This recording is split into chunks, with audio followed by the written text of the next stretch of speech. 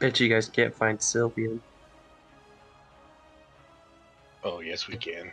Yeah, we already know where you are. You're deep inside something. All right, guys. Sorry about that. I had to deal with a child issue real quick. Okay, so last we left off in the story of the Fate Touched, which was our epilogue. Each of you have been charged or accepted employment through a specific faction and representative of the Holy Empire. By the name of Demiocles, a very high-class, nose-in-the-air type of individual who, after 5 to 7 days at sea, having to deal with him, you decided to just kind of, in most cases, bite your tongue and just kind of go with it. Hitting land, moving on foot, in wagon, down the road following the Blightmoor River east towards the southwestern side of the of the Whitestone Mountains. Nighttime passes through, and in the middle of the night, roughly midnight to 1 o'clock in the morning-ish, give or take, you enter a town known as Hagfen. Hagfen, a small river town, kind of a halfway point between the river that leads into the Whitestone Mountains, also known as very treacherous waters, as the mountains yield very fast currents and massive rapids. But this river is one of the few rivers in the southeastern lands of Tal Rune that actually provide access deep into the east beyond the Troll Hills. The mission you've accepted was to protect your dear friend Demiocles. Demiocles' purpose in Hagfen is to meet up, allegedly, with some sort of emissary to discuss potential treaties, alliances, allegiances, something to reestablish some degree of a force, perhaps, an agreement, some sort of push to regain land. Maybe. We shall see. Sorry, out of character. Fucking Kane just said, "All right, Frog, on the frog, show me where the Fate touched you." Okay. Thanks, Kane, for breaking my immersion. Sorry about that. All right, so moving along then, which takes us to the tavern. This tavern, as you approach, also known as the Sapphire Tankard, was rowdy and loud, especially for such a late evening hour. A couple of folk banging on tables and cheering. An individual in the corner reciting poetry. Bar wenches serving. Quite a gathering in this tavern. What looks to be some sort of arm wrestling competition was transpiring, which eventually, I believe, if I'm not mistaken, Apto won. It was Jaeger who won. Oh, it was No, Jaeger. it was I'm sorry. Jaeger. Yes, that's right. Jaeger, the Dragonborn, wound up winning. Diminishing my victory, so how dare you? In kind of back and forth, and Duke playing on the stage quite well, actually, getting the whole bar to kind of cheer and sing along. Quite the party. A scream heard from outside yielded an interaction with a lion, I believe. Yes. In particular, this lion, which was odd for the area, as lions tend to kind of venture more north of your location in the plains. For some reason, push south. The interesting aspect of this line is it's covered in some sort of thick ichor, kind of a dark, blackish, greenish ichor with the smell of sulfur kind of sticking to its hide, and kind of not entirely encapsulating the fur of this creature, but kind of blotches. I believe you subdued this creature within 15 seconds, which led to the dwarven woman who was attacked originally to go to Sylvian's side and offer him a couch for the night. The rest of the party enters back into the Sapphire Tankard. Pretty sure she offered him more than a couch. Shut the fuck up. And I believe that's where we left off on our last session. So that is where today we will start. The three of you, as Sylvian walks away into the darkness with Dwarf in tow. An older female dwarf, that is, with a nice thick beard. As he disappears into the darkness, into Hagfen, the three of you enter back into the Sapphire Tankard, where you're met with kind of cheers and praises. And immediately, gossip can be heard as they tell the story of what just happened outside. These new people, oh yeah, faces we've never seen before. Look at them. They're fighters. They can defend us. They can help us. I feel much safer now. Real quickly, a round of brews are brought to all three of you. It seems to be a simple wheat porridge, kind of bitter to the taste, stings the nose a little bit if you held it up close enough, but very fermented and very filling. Do you all wish to drink? Yes. Yeah. I will. I will as well. Same. Here's to you guys! Hip hip! Hooray! Hip hip! As they begin to cheer, and they kind of cheers to you, and they all throw back their tankards. I'll join in and down mine as well. I'll just take a little drink. Enough to Yeah. get a little bit of froth on my mustache. We're shrugging that shit. The bar wench kind of goes up to you, Duke, and you know what? Why don't I add the ambiance on here real quick while we're at it? Give me 1 second. That's not it.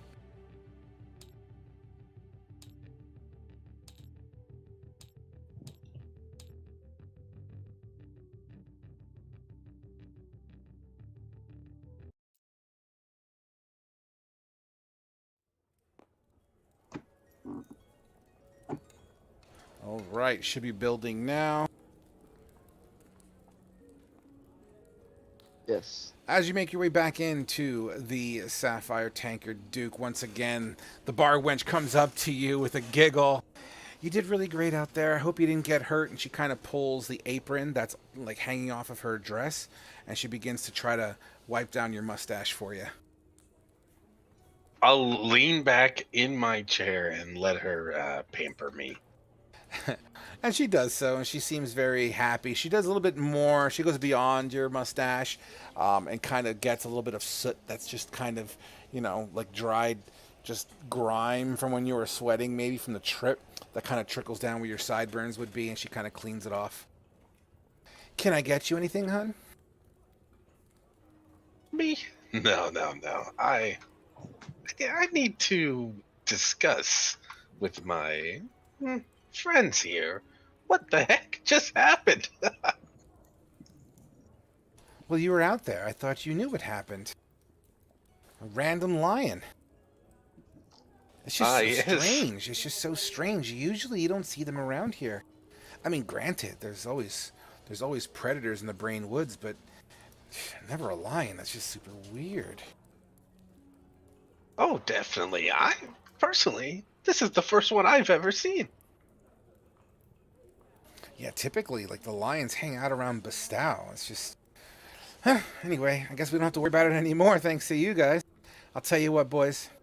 This next round's on me. She kind of retreats to behind the bar.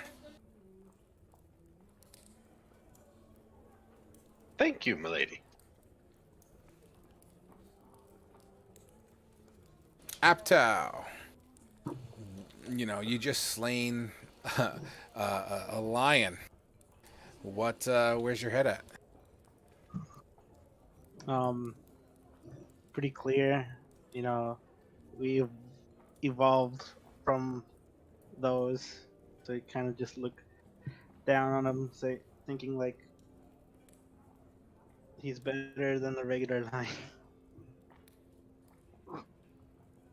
The people in the bar or in the tavern, begin to get rowdy again as they try to, some of them are playing maybe some dragon chess. There seems to be a person, looks like they're playing some sort of a card game at a table, kind of closer towards the fireplace. Um, about a half hour passes by. People have returned back to their, drinking and snacking. Some people begin to leave as it is about 2 o'clock in the morning at this point, roughly. By then, the wench would have definitely brought you another round on the house. I assume you guys kind of all sligged back. Duke is actually sipping his first one still. Fantastic, as the one next to you is getting slightly warmer by the minute. I will down the second one. Yeah, Awesome. Abdo will just slowly enjoy this one. Calm down the partying a bit. Fellas, shouldn't we be working? Oh, I need a stiff drink after having to deal with that man and that lion. Yeah, I haven't had a drink like this in ages. As I wipe the foam and all that from my mouth. Absolutely, as it kind of dribbles down your scales. That was Jaeger, right? Yes. Kind of stains your scales a little bit. You kind of wipe it clean. The second your tankard hits the table, the wench comes up and grabs it, getting prepared. Would you like another, sir? Yes, please. Absolutely. Anyone else? No thanks. Are you hungry, baby? As she turns to Duke. Oh, darling, you have no idea how hungry I am. But, could you meet me at the top of the stairs with that? We have a very strict table service only. What's at the top of the stairs? Oh, just a little business I need to tend to. And he's gonna, again, just flick his curl in his mustache. A little bit of froth and a few little stray hairs come off. Roll me a persuasion check, please. Orc, my Oh, a nat 20. For you, baby, I'll be right there. What would you like? We have a couple of options. It is a bit late, but I mean, we still have the ability to boil some water, so I can get you a boiled pork, boiled eggs. They have a choice of like curd cheese with it, and either a cider or a tanker of beer. Which one suits your flavor taste, baby? Could I perhaps have a bit of water and your pork? Water. Oh, you do not have water here? I mean, the sapphire tankard. You want water? You can stick your head in the horse trough outside. Now, is that any way to talk to one of your saviors, baby? Yeah, no, absolutely. I mean, no disrespect, love. But, I mean, if you want water, I can grab it from outside real quick if you're that thirsty. I'll just pass. Please bring the pork. Okay. I'll get you some boiled pork, and I'll even keep it nice and wet for you. Just how I like it. And she disappears behind the bar. And Duke would just be, based on the ambiance, he would be positioned at this, the first level here. Not at the very top, but just kind of posting up here. Steven, Right here. you're one of the last patrons in this location as you're tucked away, kind of in the corner. Your pet to your side, sitting down, almost like a service dog, very well trained, kind of in the corner, watching as people start to leave. The last few patrons. Why don't you tell me what you look like, Duke? Tell Steven what you look like, as if you were sitting down and he's watching you. So if he was sitting down and looking around, he would see about a 6 foot tall half elf, more so looking as a human, but he does have two different colored eyes, one green, one brown. He has a very thick, prominent, curled mustache, and he's dressed in leather armor, but it's a very light leather armor. So because he's a performer and he needs to be able to move, and he's carrying a lyre around, which is like a miniature harp, and he's just kind of sauntering around and heading towards the stairs.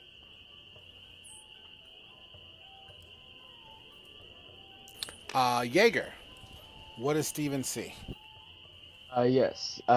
He sees that I am a about 6 foot scaly blue scaly dragonborn with very red armor from the battle that just ensued, and he's about with no hair, and he's about pretty large dragonborn for his kind, but is still downing his drink, and with just his scales starting to not be blue anymore with the staining. Gotcha. And Apta. He sees a 6'2" Leonin, pretty average height. Burly, strong, wearing his armor, golden mane. That's about it. Fantastic. Steven, the floor is yours. Hey, well, you barely see this guy because he's just kind of huddled in right beneath those staircase, and he's just been eyeing everybody the whole time throughout the arm wrestling competition.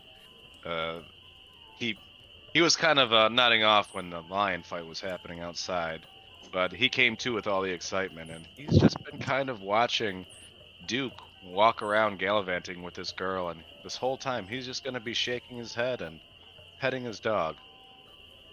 You'll notice that it's a very dark corner where he is.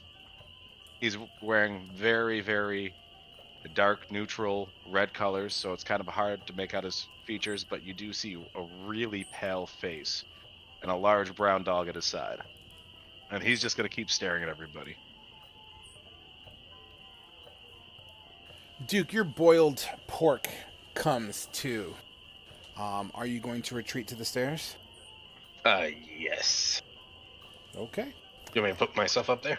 I mean, we're kind of in theater of the mind mode, but if you feel better about it, go ahead. Yeah. Ooh. If you right click while holding your token, it'll plop it down without letting it go. Okay. Just so you're aware. All right, so Duke, you get up to the stairs, and the hallway's clear. It's quiet to a degree, and yeah, I mean the bar itself, the Sapphire Tankard, is starting to kind of dwindle down. It is late, getting closer to 3 a.m. People have to get shit done tomorrow, and there's maybe one or two patrons. As you kind of walk up the stairs, you look down and you see this figure petting a dog.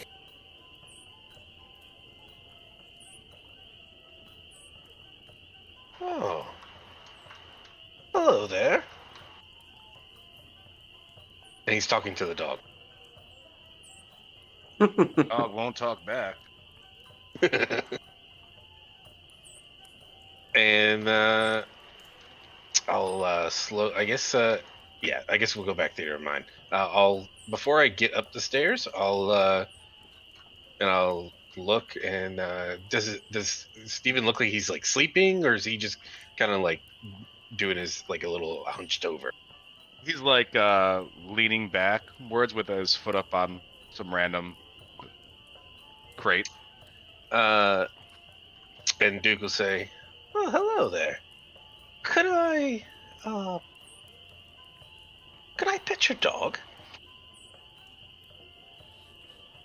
Sure, why not? I would like to attempt to pet his dog. Go ahead. You don't have to roll for it. Okay.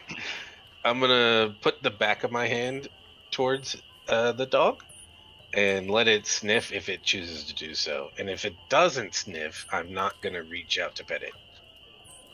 Easy, Remy. Let him at it. And he's gonna sniff.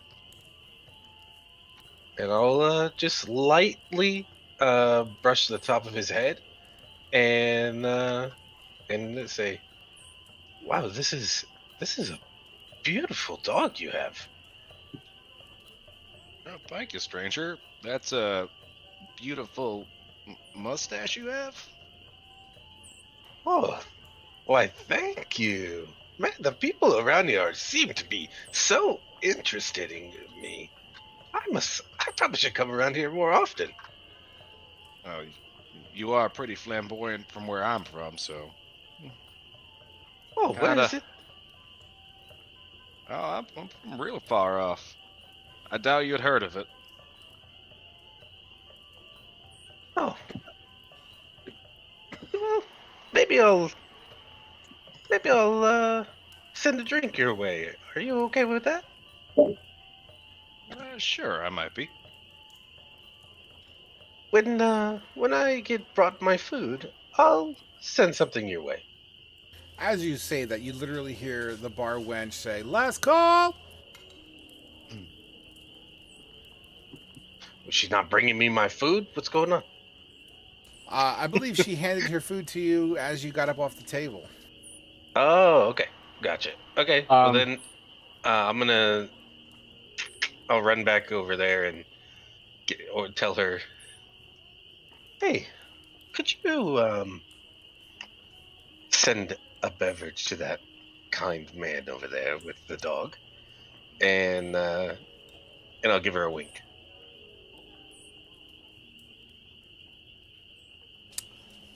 She kind of, that was towards the wench, right? Yeah. Yeah, she'll smile. She's got a job to do. She's cleaning up. She's getting ready to go home.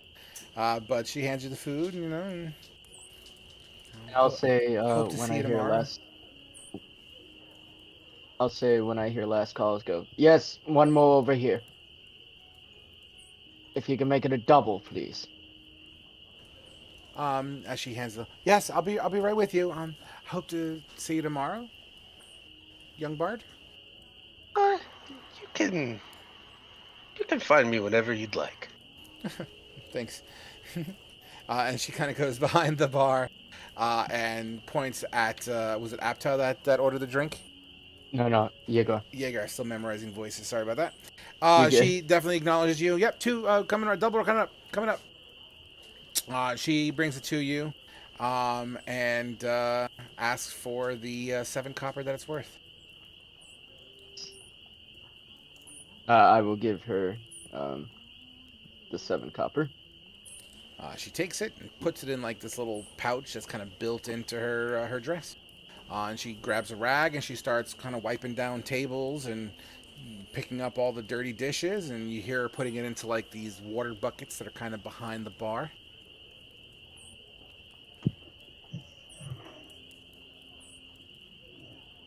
The night is coming to a close. Everyone's gone except for basically you three and the dog and his master. Let's pause you guys there for a moment and head over to God damn it. Sylvian. Walking down some dirt road the occasional cottage, not necessarily log cabin, but wooden styled homes. Very old school kind of feeling. Um, Wooden tiles or wooden shingles on the roof.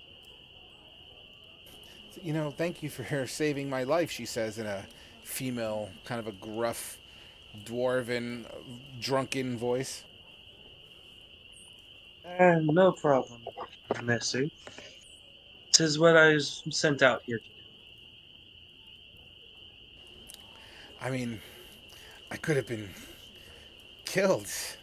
I mean, he did kind of tear my shirt up in a little bit here on my shoulder.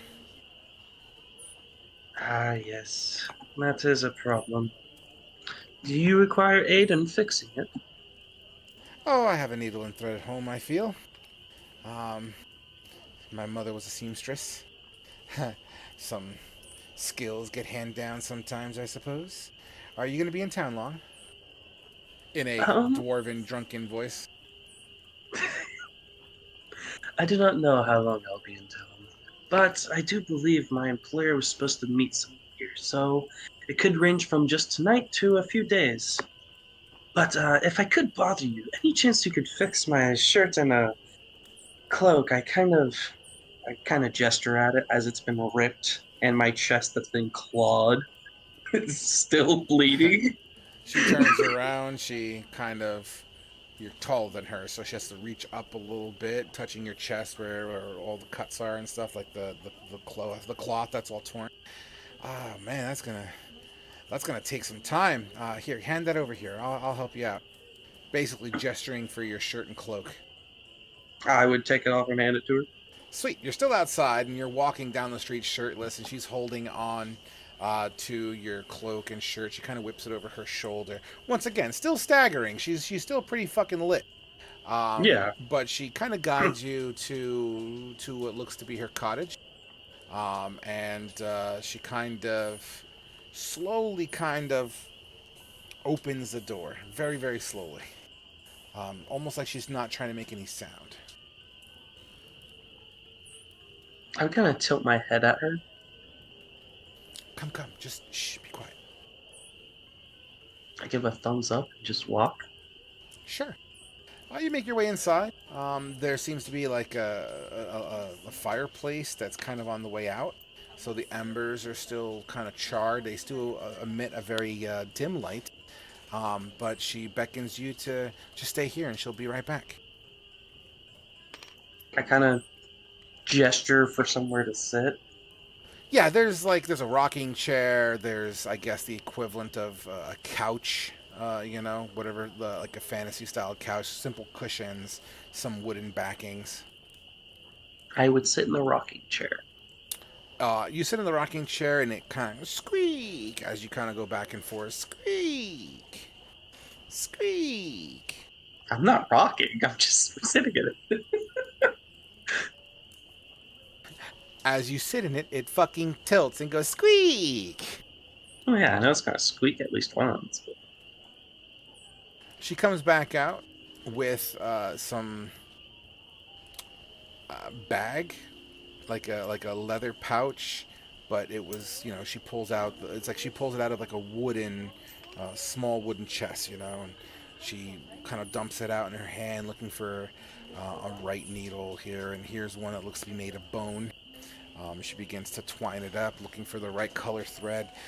She asks you if white thread is okay. That seems to be all she has right now. I would nod my head. Fantastic. She begins sewing. This is the best I can do to repay you. Thank you. Where are you from? Yeah, I haven't seen you around town before. I'm from a bit of ways. I studied with my master. He was very strict, man. It was, I believe, somewhere near a little plains. I don't remember the exact place, to be honest. But I basically went there because I wanted to try and figure out what life meant to me. And he saw me, and he offered me a place. And so I learned under him for 15 years. and he taught me that life is best lived through giving mercy and also death to those who do not want to accept mercy. Master, huh? Yes. My, I've never met someone with a master before. Is it Uh, hard having a master? ah, Yaogwa was not very stringent, but he was very, I don't want to say careless, but he understood that life has no meaning if you do not take risks. It's strange, as she's still sewing and kind of engaging in the conversation. Like, it's strange how different walks of life tends to yield similar morals. For example, my uncle, who was a very praised weaponsmith over in Milodar, um, used to always tell me about how your art is your craft and it represents who you are.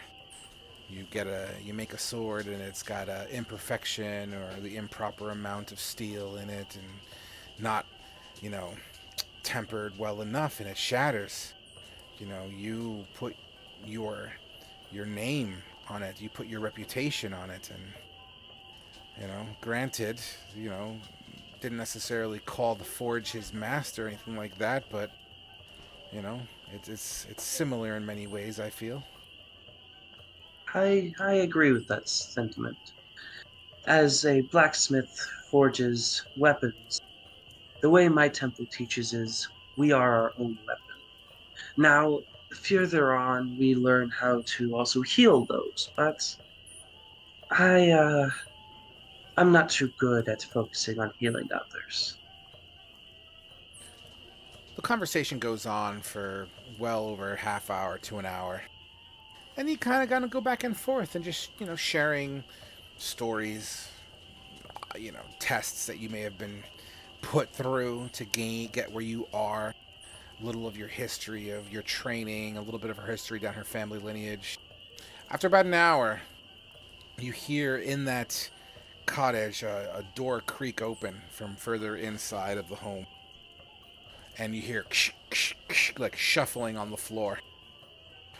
And out walks this dwarven man with like maybe a loincloth on, like dwarven underwear basically, and he's like Mm-hmm. scratching his ass as he's walking towards where they keep their fresh water. And you hear like a splash and kind of fills up some sort of cup, and you who's this? Oh, someone who just saved my life. I mean, dwarven man just kind of like, all right, and kind of shuffles back into his room. Don't mind him. He sleepwalks. Husband? Brother? Uncle? A little bit of all. Hmm? What happens in Murladar stays in Murladar. I raise my hands. I do not judge. And the camera is going to pull out of the window of this cottage and back to the table where Jaeger and Aptow are practically finishing their drinks and staring directly at each other. Um, The Alright. Jaeger.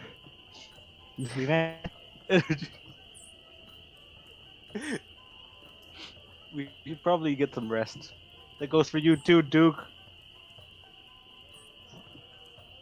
We have a big day tomorrow. yes. I do, as he is probably very drunk by now.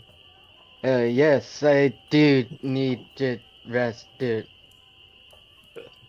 Yes. You should probably lay off the drinks as well. After like tries to push his tankard like away from him. Yeah.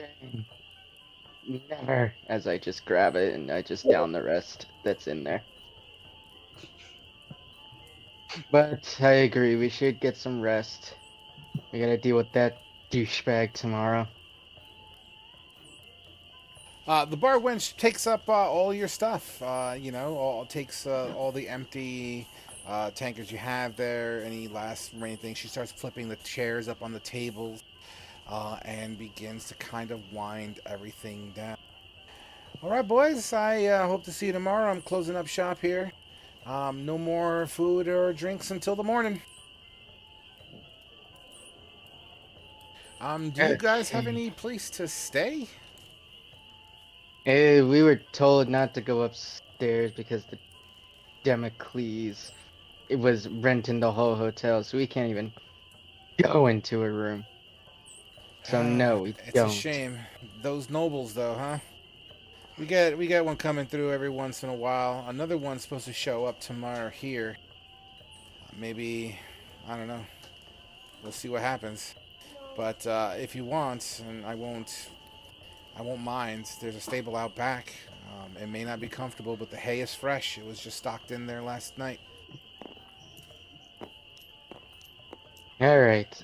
Well, who? And I say like very drunkenly, who's gonna take first watch?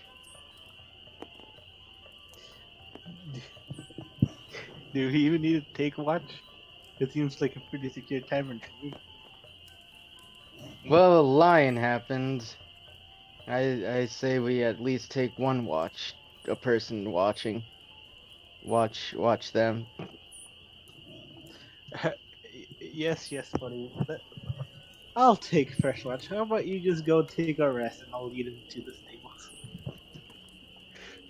All right, you claw boy. All right, as I drunkenly stumble out of the bar into the. Yeah, like I just have him around my shoulder, carrying him like anyone would, a drunken friend.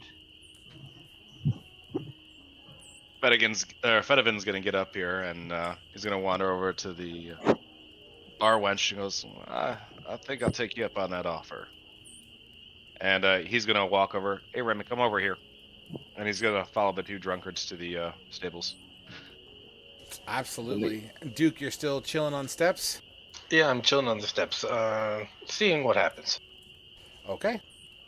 Duke, the last of the candles get blown out by the bar wench. She kind of looks up at you.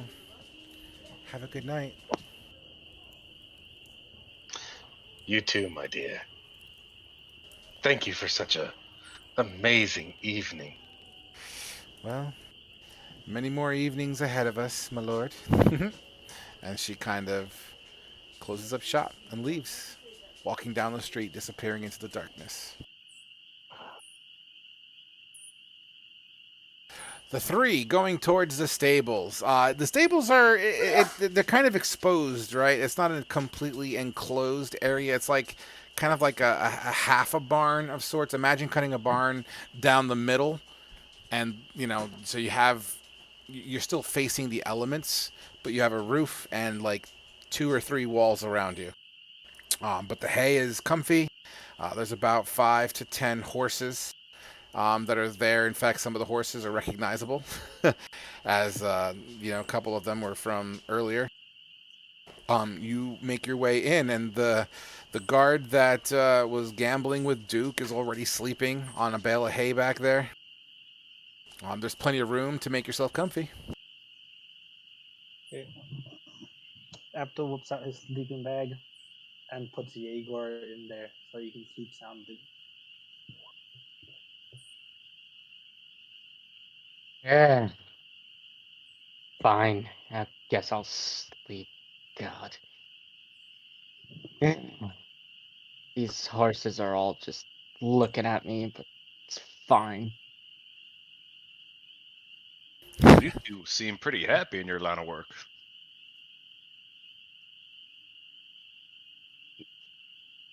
Eh, happy is it's whatever. I can barely comprehend a sentence because I'm just so tired and drunk. Yeah, I'm just gonna go to sleep. We'll talk tomorrow. God.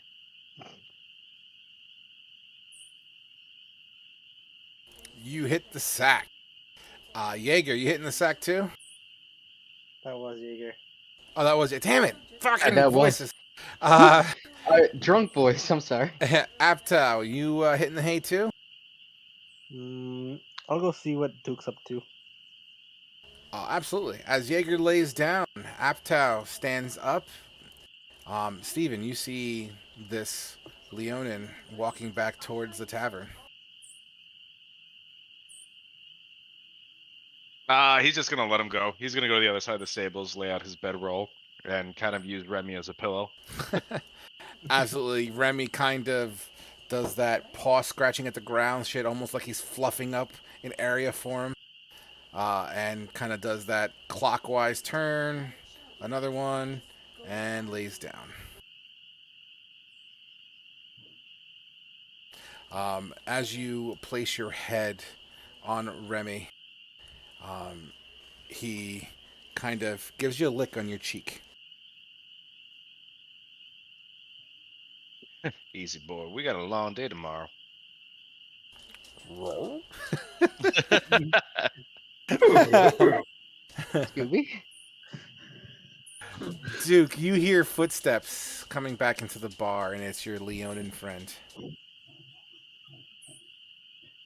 Hey, Duke, are you gonna join us at the stables, or are you gonna stay here? I figured I would stay here to prevent anyone gaining access up these stairs.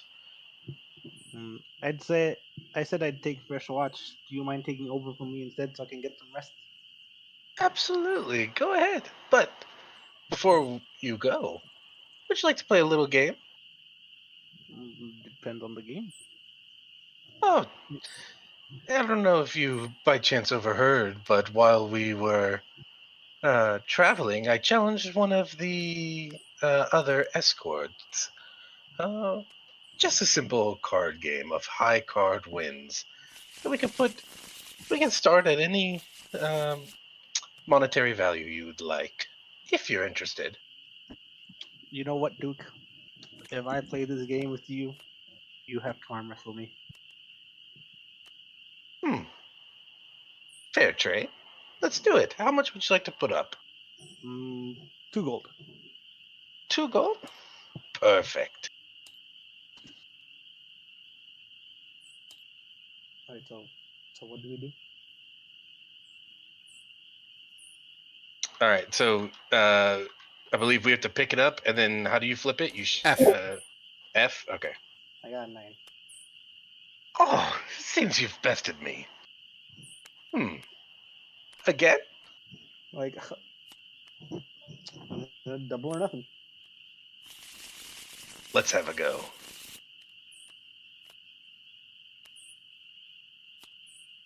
On the count of 3. 1, Okay. 2, 3. Oh, my Steven, favorite. What are we playing, War? Yeah, it's war, pretty much. What? Wait, what is that? So you only flip the top one. So you draw 2, then flip the top one, and then if you Oh, match again, then you have to flip another one. So count Okay. 3. 1, 2, 3. Ah. Wait, what happened? Shit. I think you grabbed him. It was Hold an on. 8.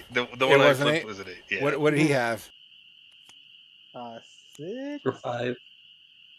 Uh, 6. Yeah, it looked either like a 5 or a 6. That was my fault for getting overcomplicated. You want to try it again? Yeah, we can go again. We'll call that one. We'll call that a wash. This is still the double. This is a new Tal Rune mechanic. I'm still working the kinks out. Yeah. All right, on the count of 3. 1, 2, 3. Oh, Is golly. this high or low? I don't. Wait, is this high or low? I don't know. Why don't? Well, I'll let you guys I'm answer asking that. in person. Yeah, I'm asking. I believe I consider it high. So it's Jack high, but it's Ace is right below. Or sorry, Joker high, Ace right below it. So, a bit of beginner's luck do you have? I'm willing to go one more. So that would be what, 8 gold at this point? Yeah, I would owe you 8 gold. I don't see any harm in it. 1, 2, 3. Okay. Ah, you know, luck Well, is always on my side, I say. you know what? Fair enough. I'll hand you your 8 gold, buddy. Well, it's just pretty much I don't think I wait, what do I get? I don't think I owe you because I lost 3 times, right? Well, you did double or nothing twice, Yeah, Oh, okay. so technically the payout's 8 gold. Okay. yeah. And your 8 gold. So now about that arm wrestling. I'm Why fine. not? Before I hand him over the gold, I hold it in my palm. So how about that arm wrestling? Ah, so you'd like to arm wrestle for this? If he played your game, I think it's only fair we play mine. Right. Let's have a go. Alright. What's Okay. your Fantastic. Let's just do let's go athletics checks. As you kind of flip the chairs down below, it's just you two. There's no audience here. do You we whisper the rules? no, yeah, you're gonna whisper them to me. Actually, no, because no. Let's just go. 3, 2, 1, roll. That's what we'll do. All right. So Okay. athletics checks. Well, 3, 2, 1, roll.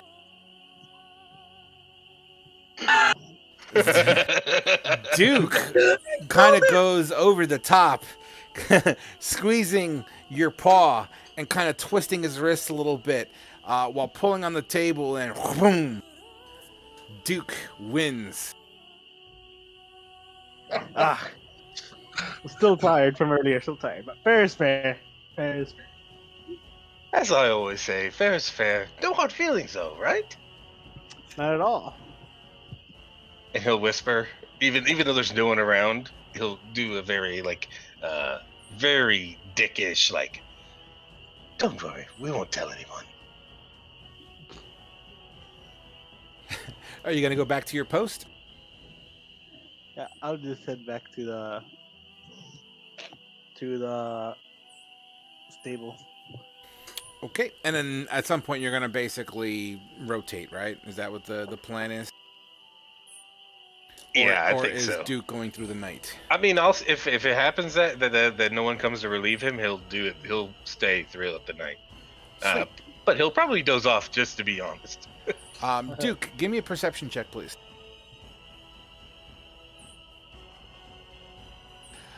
Duke, it's quiet.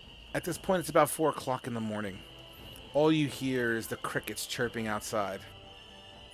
In fact, I could do that by cutting the music. All you hear is the crickets chirping outside, the occasional like little owls that may be hooting through the night, echoing into the woods. For a moment, out of the corner of your eye, through one of the windows, you swore you saw what looks like a flashlight. I guess, metaphorically speaking, there's no flashlights in this world, but like a flashlight that passed in front of the window and just kind of like really quickly moved. I'm gonna go to which window? Would you say that it was? Take your pick. Okay, so I guess we'll just say it's the one at the bottom of the stairs because Okay. that's easiest one for him to see. And I'll go down the stairs to take a look. And I don't know. You poke your head at the window. As you're walking down the stairs, the stairs. On top of that, you also, in the faint background, you hear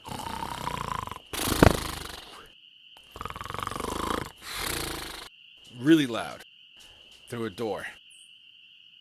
Paying it no mind, you look out the window. All you see is silhouettes of trees cresting in the moonlight. You don't see any light. No light that looks anything like what you just think you saw.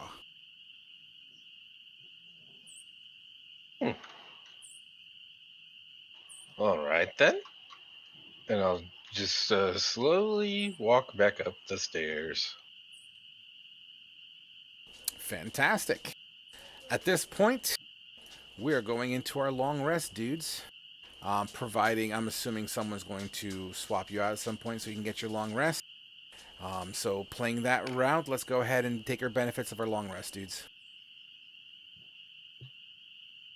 Which takes us to the morning.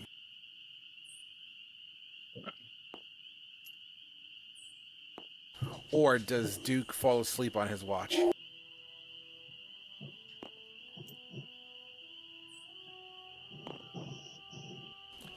Does Duke fall asleep on his watch? Well, I don't know. I was waiting for someone to see if they I said they were would have going to really. eventually relieved him from his duty. Okay, so you came back from the dwarven place? Okay, gotcha. Yeah, I would have thanked her for patching up my clothes. You look down as she finishes patching your clothes. Having started that project pretty drunk, so it's like squiggly in the beginning, and then as time progresses, it gets straighter and straighter and straighter.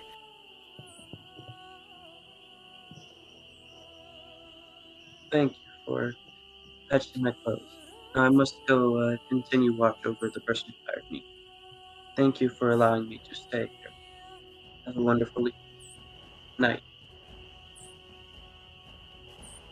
The sun rising over the Whitestone Mountains in the far distance. The light trickles into the sapphire tankard's windows. The town begins to wake up slowly. The bar wench from last night is the first to enter. Are you still in the tavern, Duke? Well, I would assume, yeah. So I would still be in the tavern, but by the fireplace. Gotcha. Feet up on this table right here, leaned back in the chair right next to me. Oh, you're still here. Oh, my character. I don't know what's going on. This map doesn't treat me well. But yeah, these models have invisible walls around them and stuff, so it's to scale at the moment. Not to scale, it's just atmosphere. okay. Oh, good morning. And he'll do something very disgusting. He's gonna take a little bit of the grease in his mustache and use it to wipe the eye boogers out of his eye. Oh, dude. Jesus. Dude, that's fucking gnarly. That's fucking You. awful. Jesus. That's gnarly. Joseph. God help me. Oh, good morning. So good to Can we see ban you him again. from the party? You know what? She absolutely fucking saw that. And apparently doesn't care. So, yeah. You, boy, looks like you could use a bath. Oh, maybe we should head out to where that horse trough is and you can bathe me. How about no? I got work to do. But you're more than welcome to go ahead on your own self. Well, if you change your mind, let me know. In the meantime, I'm gonna do my best to stink it up a little bit. You know, the river is just over there. Why don't you go for a dip? The water is pretty chilly in the morning, but it might help. Well, thank you. All right, guys in the stable. Steven.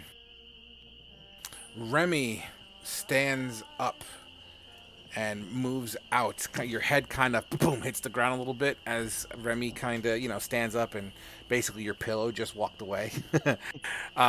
Heads over to the side of the barn, lifts his leg, and relieves himself.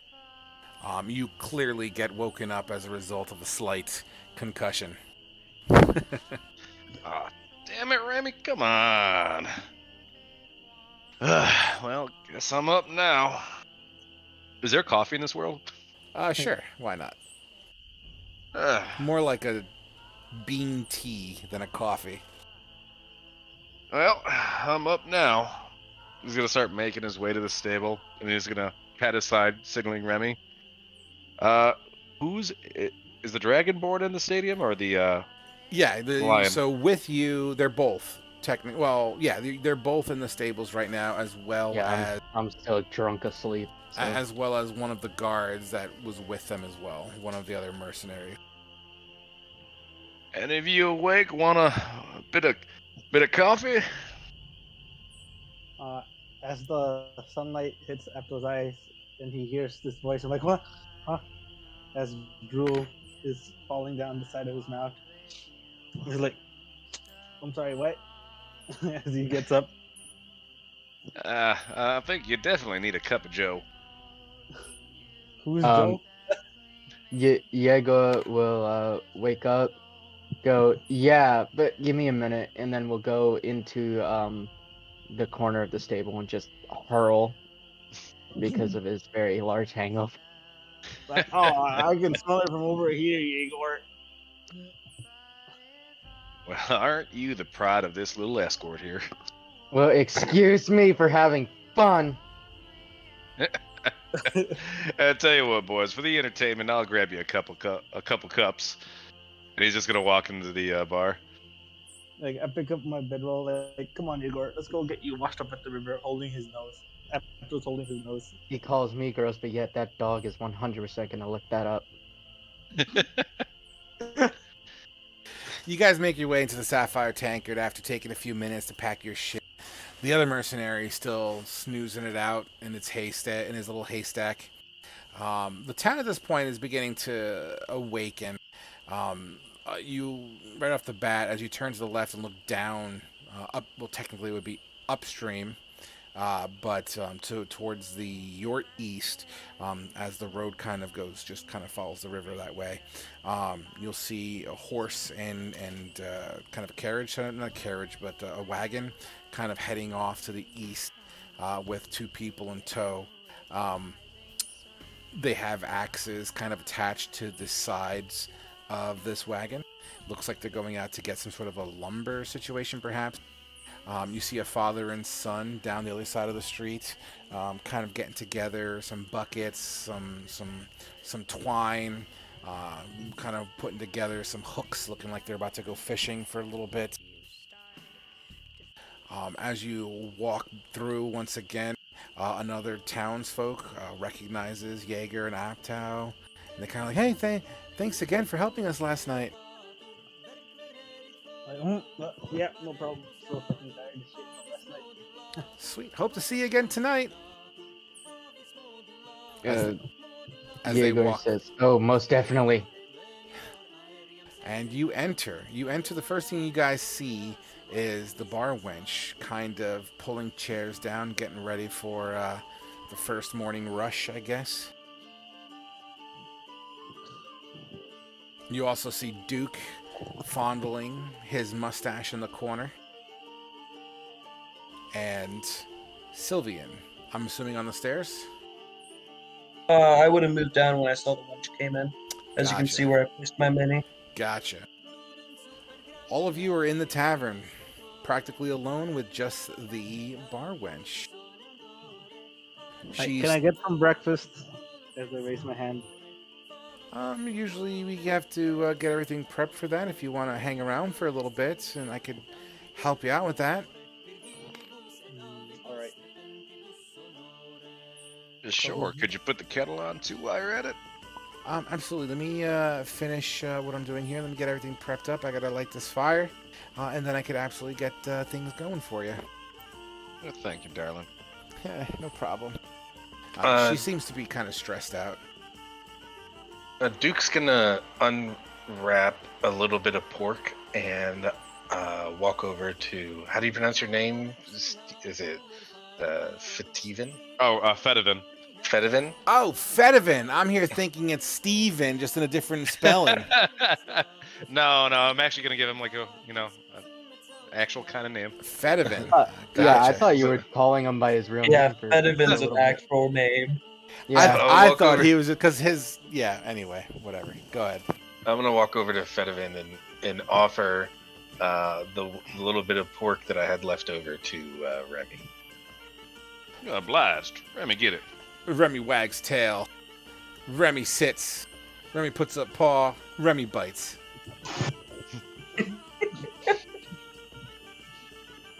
What is your name, sir?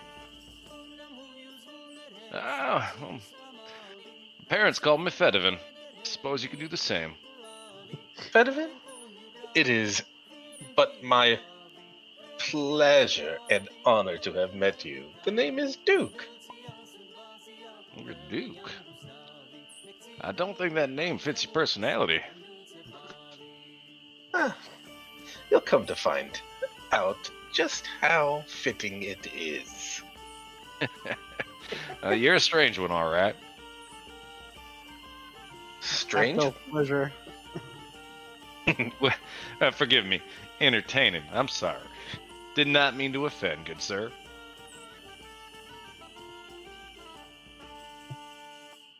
You guys kind of, back and forth banter, getting ready. You hear a kettle begin to whistle as hot water is pouring in through a strainer. She plops down a couple of bean teas in front of you. Usually these come from the Whitestone Mountains, a town called Beaton. Usually harvest these beans, they dry them out themselves and bring it down this way, down river. We're growing low, haven't gotten a shipment from them in quite some time. What you're drinking here represents the last of it. Any reason why? I wish I knew. Listening to stories, people come in, they come and go.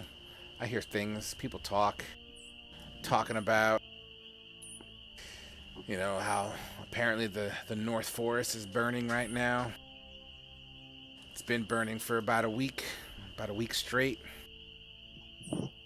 Apparently there's an emissary from Mildar heading down here.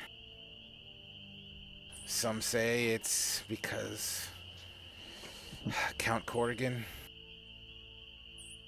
Just saying the name makes me... Ooh. Well, I happen to be waiting for somebody to say. Doesn't sound like it's the same person, though. Seems like this village is getting a lot of company. Sounds like you haven't heard of Count Corrigan. Would I have overheard her say Count Corrigan? You would have heard, absolutely. Who is this Count Corrigan you speak of? Wow, you guys must not be from around here. No, I suppose not. Count Corrigan is one of the main terrors around these places, these lands. He's one of the known vampires. He commands an entire skeletal army. A vampire? The hell's a vampire? Oh, somebody just touched something. Whoa, what? Somebody changed the scenery by accident. Oh, Wasn't me. I was near my computer. What even yeah. happened? I've been just sitting here. It's all good, no worries. Nevertheless, Count Corrigan, yes, he's a vampire. No one knows where he comes from. But apparently he's been moving out and about. So I hear. Once again, we get plenty of passerbys. They talk. I hear things. Like most recently, apparently, there's some orc coming in from the eastern mountains as well. Orc. Yes, orc. Fediman's just gonna stand up and kick the chair out from beneath him. What types of orcs? Oh, so God, I missed. Sorry, hold on. What types of orcs are you talking about? Haven't a clue. This is just what I hear. Was Just an what I ogre hear. traveling with them? Oh my, I mean, I haven't heard of any, but, orc don't normally come around these parts. They're from the west. If they're here, something's up. But then again, old Tom was drunk when he said this story. Old Tom. Yeah, he's a fisherman. Slips by every once in a while, sells us some mackerel. And where can I find old Tom? Don't know. Last I saw him 2 days ago. Maybe in 5 days he might be passing through.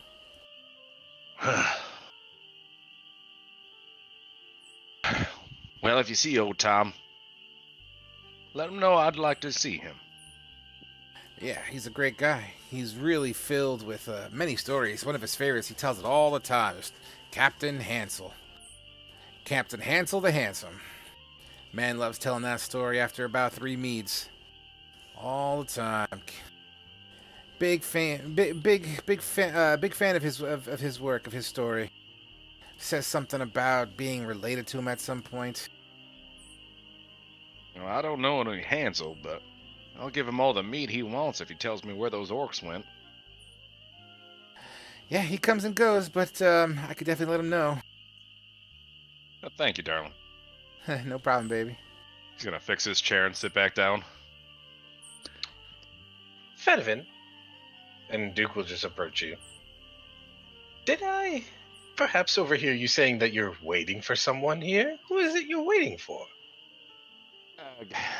Guess another high and mighty guy, dwarven someone or another.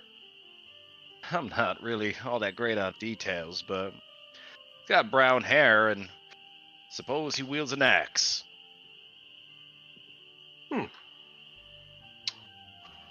I don't think I've heard of him. I think his name was Sufi or something. If I come across him, I will let you know. Obliged.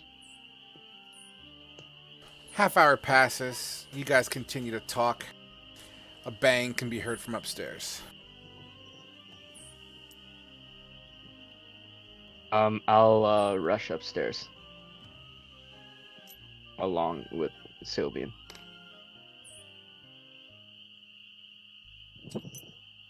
You make your way upstairs. I'm just doing this for atmosphere. Yeah. You make your way upstairs. You open the door to Demiocles' room. And there he is, one leg in the air, trying to put on his socks. What do you want? We heard a large bang. Are you okay? Yes, why wouldn't I be okay? Shouldn't you be, like, guarding the stairs or something? We are guarding you. We just heard something and we came in. Yeah, yes. Go fix me breakfast. I'll be down momentarily. What would you like? Oh, something meaty. Pork? Sure, whatever. Just go. Let me finish getting ready. Yes. You close the door, head back downstairs. After about 10 minutes, Demiocles begins to walk downstairs.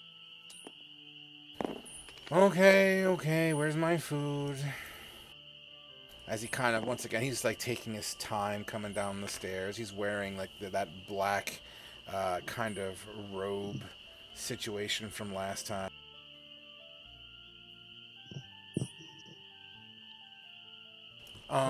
As he looks to you, Duke, excuse me, you're in my seat. My apologies, sir. Let me go get that breakfast for you. Very good. Make it quick. I'm hungry. And I guess I'll move over, and can I I don't know, was it requested already? I'm assuming, I don't know. If not, I'll request it, and if it's ready, I'll take it. I'll Sure. pick it up. I mean, we could definitely leap forward a couple minutes. Sure, meal's there. You know, and obviously Demiocles is just cranky in the morning, it seems. Kind of yawns from time to time, scratches his belly. In the morning. I want to make a sleight of hand check to squeeze my mustache and have a little bit of grease come off of it, land right on his pork. Sure, go ahead. Dude.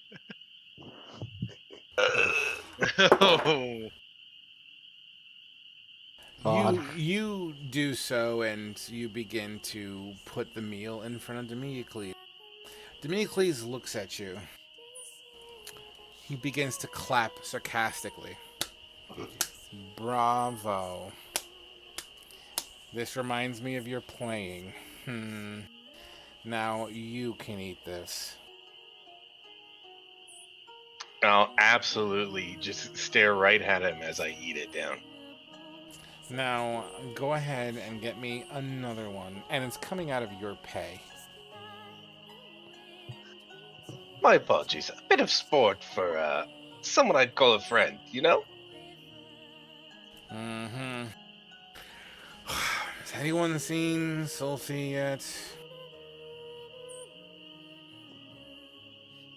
No, we haven't. Oh, Hmm. Dwarves always late. If you only knew how valuable my time was. Well, I'm not gonna wait for him forever. Have you checked the perimeter outside? I want to go for a walk. We shall. escort. I yeah. I'll go to Duke and Sylvian, and I'll say So I think two of us should go with him, and two of us should stay here, at least a few of us. Looking over at Fedivin for the first time, as he's just now acknowledging Fedivin's existence. Oh, get that mutt out of here. I'm trying to eat. And Remy's just gonna start growling at the guy. You back up, boy. I'll have you put down. Easy, partner. Means no harm. He just doesn't like you calling him a mutt. Well, I don't like him stinking up this place. Please, put him outside. I don't think he's the only one stinking up the place. You sure you take a bath this morning? I bathe in essential oils and fruit juices. What do you bathe in? Trough water? Sounds like it's a little bit better time than your essential whatnots. Who is this man? Does he even belong here? Don't I hire you to keep this place clear? He's waiting for the man you're waiting for. Yeah, I'm waiting for Mr. Sufi. What business do you have with the dwarves? What are you, human? He likes to hire the best, and he likes to pay the best, too. No, yeah. He sure is not paying more than the Holy Empire, I'll tell you that. I'm sure your fellow compatriots here will disagree. When is your master gonna be here? I have a ship to catch back to Artemin. I have a meeting with Sir Bari in the morning. Should be any time. He's gonna kick his feet up on the table and sip some coffee. No manners either. Gosh, dwarves are definitely scraping the bottom of the barrel. As he kind of properly begins to eat the reordered food. What's the menu here?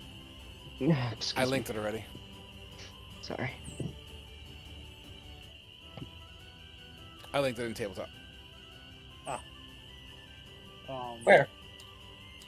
It's in the chat. It Oh. says failed to load. Unsupported. Scroll up on the left side.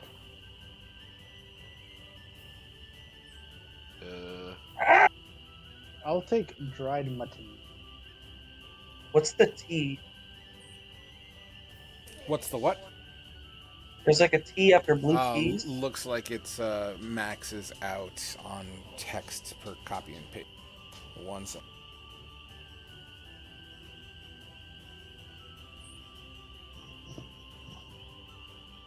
As they are deciding, I say, so who wants to join me in escorting him around? I don't mind. Okay. How about we have me and Aptal escort him, and Sylvian, you and Duke stay here. Sounds good to me. Just don't get yourselves hurt. Hey, can anyone break a gold? I can. Yeah, same. I can too. Oh, you still have gold from last night. Why don't we play again? Who is he Which talking? I could use Yeah. the coin. Why not? Oh, I was talking to Apto. Oh, it's- Fine, partner, fine. All right. So who am I breaking this gold with? The Federal? I'll break. I could break gold. So Jaeger, Yeah. I hand you a gold, and what do you hand me back? The silver. Yeah. I believe 1 gold is 10 silver. Thank you so much. Yep. And Yeah, there's then also a conversion calculator at the end of the table too, if you ever get Yeah. confused. okay, I'll also pay for the. Wait, is this in copper or silver? The menu. Most of all of it's copper. All right, I'll pay for a boiled pork and the curd cheese. Those Yep. Just adjust your monies accordingly. But yeah, so she'll take your orders and she'll cook them up and get it all going for you guys. As the good night, buddy. I love you. Sweet dreams. See you tomorrow. As the bar wench kind of leans over to kind of place the food in front of you. Demiocles kind of reaches over and kind of pinches her on the back of her thigh. She kind of goes, "Ow!" That's right. Get you upstairs will be more soft. What do you say there, sweetie? She kind of ignores him, goes behind the bar again, continues to cook. Okay, I ain't gonna sit here all day. He stands up and begins to walk outside. I guess I'll follow. Yeah. Me and Apto follow. That man's as smooth as he is polite. Good luck in your duties, gentlemen. Mm, Well, we'll need it. yeah.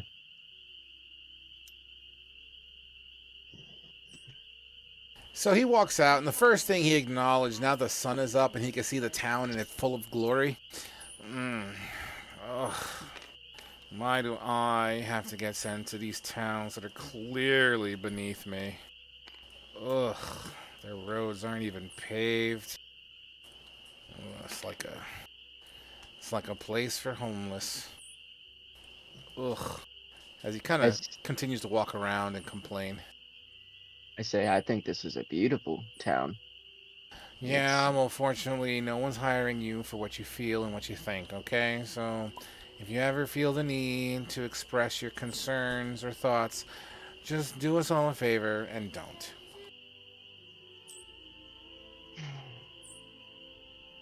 I mumble to myself, or I mumble to or whisper to Apto. I go, "Hey, you just talk. I'll only get frustrated, and I'm still dealing with the hangover."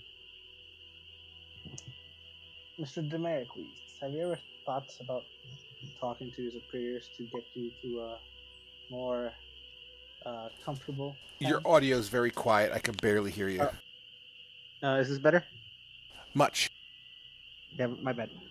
Mr. Demeric, have you ever thought about asking your superiors to get you to a more comfortable town? Well, first of all, it's Demiocles, okay? It's a noble name, and you need to get it right. That's first and foremost. Secondly, every town deserves my presence. Okay? Yes, this town is dirty and dingy, but if we can get the deal we're hoping to get, it might make this town quite a military stronghold. And when are we supposed to be meeting with this Sophie, I believe you called it? I don't know what this we thing is. You're just my muscle, so let me just enjoy my morning and try not to ruin it, okay? I'll say, Muscle, do you mean that we are supposed to attack this man? No, you imbecile. You're supposed to make sure no one attacks me. Do you not know what you signed up for? Oh, mercenaries. Yes, I do, and we protected you last night anyway. Did you hear what had happened? No, and I don't care. Well, I'm going to tell you anyway. There was a I'll, giant I'll tell you. lion. I'll tell you what. Hold on. That thought, right there. Stay right here. I'm gonna go over there, and then you can continue talking. And he begins to kind of slowly walk away. I just put my hand on Yegor, like, just drop it, man. This guy's a He accepts it. Are you coming or not? After takes a deep breath, like coming, and he goes behind him. Yes. And he begins to walk around the town, let's just say for close to a half hour to an hour. Moving back into the tavern, we have Duke, we have Sylvian, and we have Fedivin and Remy. What are you guys doing in there? I'm I put it in chat what I'm doing. gonna walk up behind Sylvian. And I'm gonna say, there's something that we need to talk about. Last night, before you came to replace me, there was a shine of a bright light through one of the windows outside the bar. I think we need to be on guard. At night, in particular. It was a bit unsettling. I did not see where the light originated from, but it could be someone attempting to gain access. I'll keep an eye out. Do not worry. I believe everything should go at least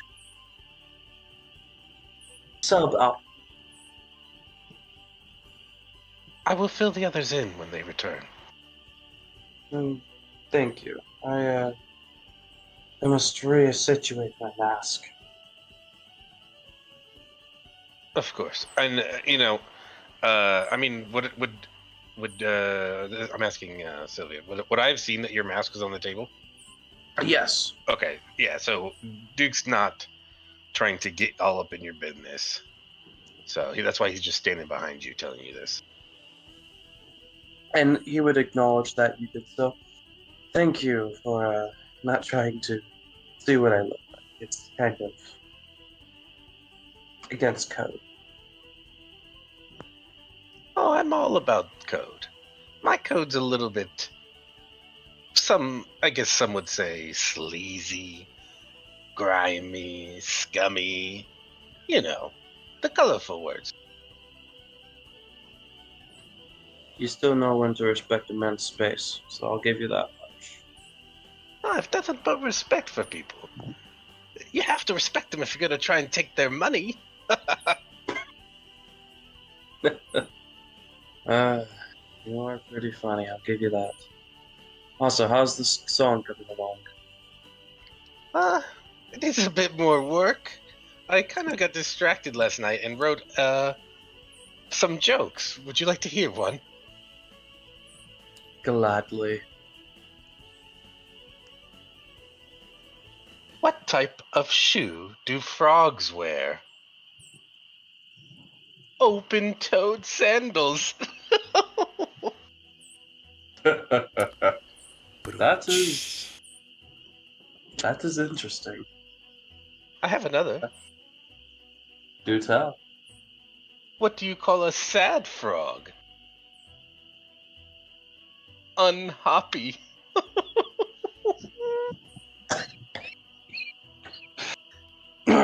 He would choke a little bit on his bitter mug of bitter. That one was pretty good. I gotta admit, little bit similar to what my master would say, but funny nonetheless. They probably need some work, but I digress.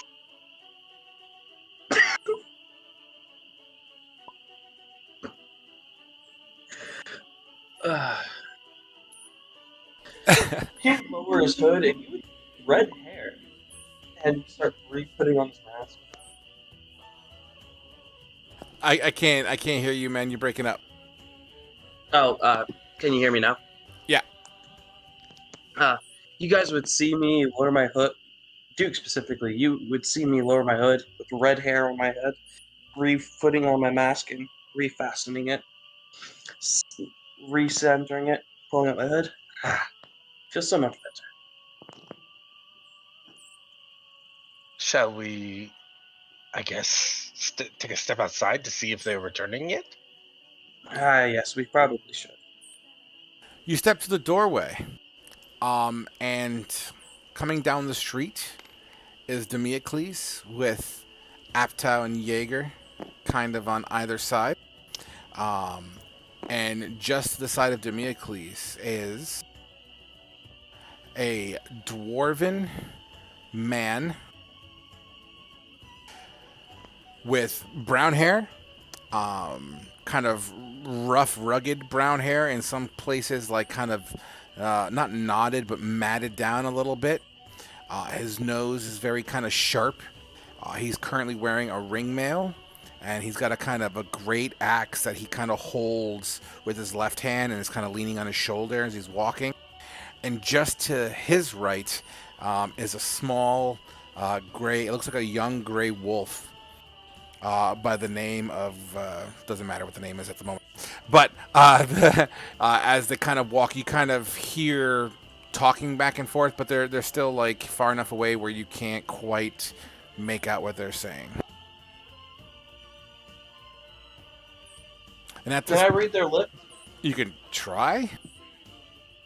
Can Apto and Jaeger make out what they're saying? Yeah, Jaeger and Aptai. I mean, they're kind of talking back and forth. The main takeaway from what they're saying is the current state of Millardar. Basically, and in that, the typical dwarven warrior type of voice. 4 or 5 days ago, our gates were met. Legions of skeletons wearing gold trims and sand everywhere. We're under siege, and we're holding for now, but the walls may fall soon. Yes, and what does that mean for us? What's in it for the Holy Empire if we decide to help? Allegiance and protection. Millardar's been keeping back the drow for many, many, many years. Without us, who knows what may be ravaging these lands? More raids, more kidnappings and abductions. Yes, but there's no drow to the north. This seems like a southern problem. We offer trade in mithril and gold. Oh? And they're kind of going back and forth discussing as they walk closer to the tavern.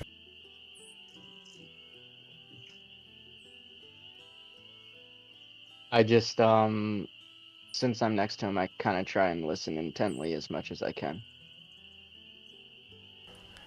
Demicles turns to the both of you. You. Sentry, door, now. I'm going upstairs with Sophie. We're going to discuss. Be here when I'm done, because the sooner I get out of here, the better. Stand by the door. I give a sarcastic salute. They both push in. The wolf begins to growl towards Remy. Ooh. Remy's hair just starts sticking up, and they're just like barking, going at it. Easy, Remy, easy. The wolf barks back, growling even more. Sophie goes, here. And the wolf immediately goes to the heel of Sophie. Sit. And the wolf sits at the base of the stairs, like a statue, as they both go upstairs. Remy's still barking. Remy, God damn it, Remy, get outside. And he's gonna shoo him outside. Absolutely. Why don't we take our 10-minute there, as this seems to be heading into the second half or the second act of our evening. And I need to address something behind me anyway. So I'll be back at, let's say, on the hour exactly, 9 o'clock on the hour. Sounds Sweet. good. But you Ribbit. just said shoo him, not shoot him. I was like, wait, shoot him? Oh, shoo. I was like, Old what? Geller. Look at the flowers. Just look at the flowers. Some good RP there, boys. That's some real solid RPing. Oh yeah. So, Trust who me, expected my character to be I know drunk people enough to know that because my father is a drunk. No, I'm kidding. Like, I've been Father. mentioned enough Father was times to drunk. that. fighting with alley bears to get food? When you tried putting the grease in his food, I was like, I really want to kick the chair out from under this guy. It's Duke is it's just putting grease everywhere. yeah. He's spreading his grease everywhere. Got So, old grease lightning on the team. Who likes the fact my character's a redhead? That's interesting. I'm so disappointed in Duke though. Man, you couldn't even get a kiss. And she denied you for a bath too. Listen, I- Duke but wants I'll- to fuck, but he's not gonna like. But He's I'll not. say this. I'll say this right now. If she denies you but goes for Demiocles, I swear to God, I swear to everything on my life, Well, it just proves one thing: women I just will like put money. a damn persuasion on her, not Don't to. say that. Don't say Just women just like the money.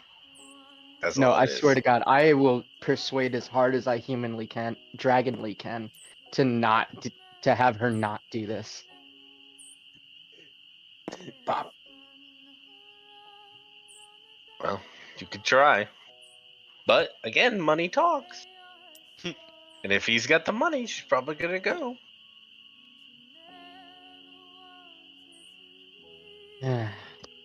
By the way, I did not happen to just fall on like a southern accent at all.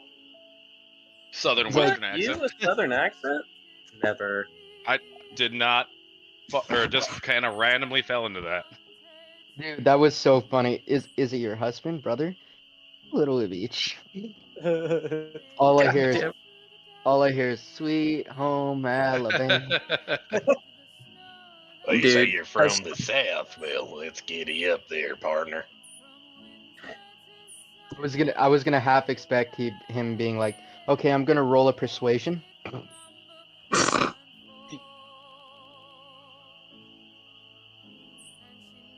All right, I'll be right back. I'm gonna grab water.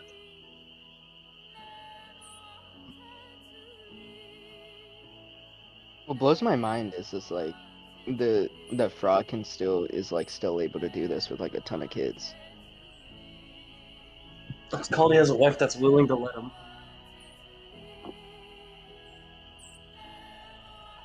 Watch this R6 be his wife or something like that. That would be I don't think R6 is his wife. Could be wrong though.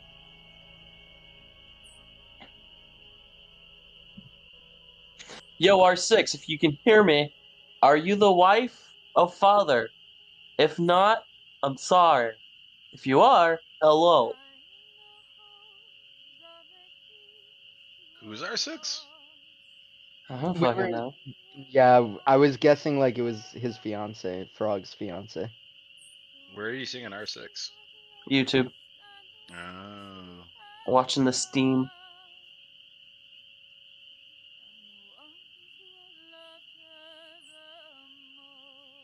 Mm. I just see George Vision. I don't see R6. No, I'm saying our sixth person for the board is what I'm trying to say. Oh. Oh. Oh, yeah, no, she's already on the table. Who's to say she won't join another? True.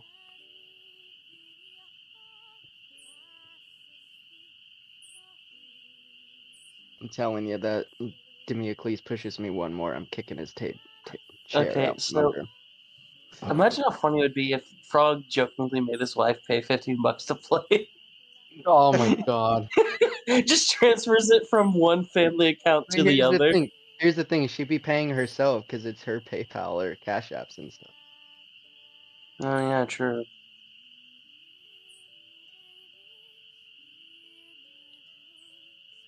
I don't know who my fellow fat boys are here, but Yeah, what's up? my Yeah, wife hello. made peanut butter temptations. You guys know what those are?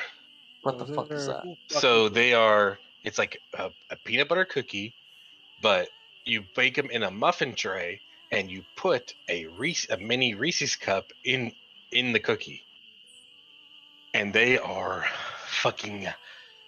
Oh, Hold so up, good. hold up. You mean to tell me there's people that make muffin cookies?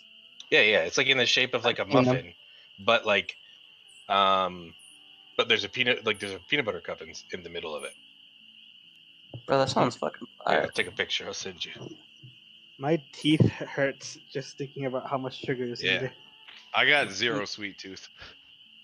Dude, the only time I have a sweet tooth is when it comes to cream cheese frosting, So specifically on red velvet cake. is Fedovan's dog like a tracking dog or is it just like I like mean, he went on him on hunts but you know, he's a dog. He's a ranger. It helps track.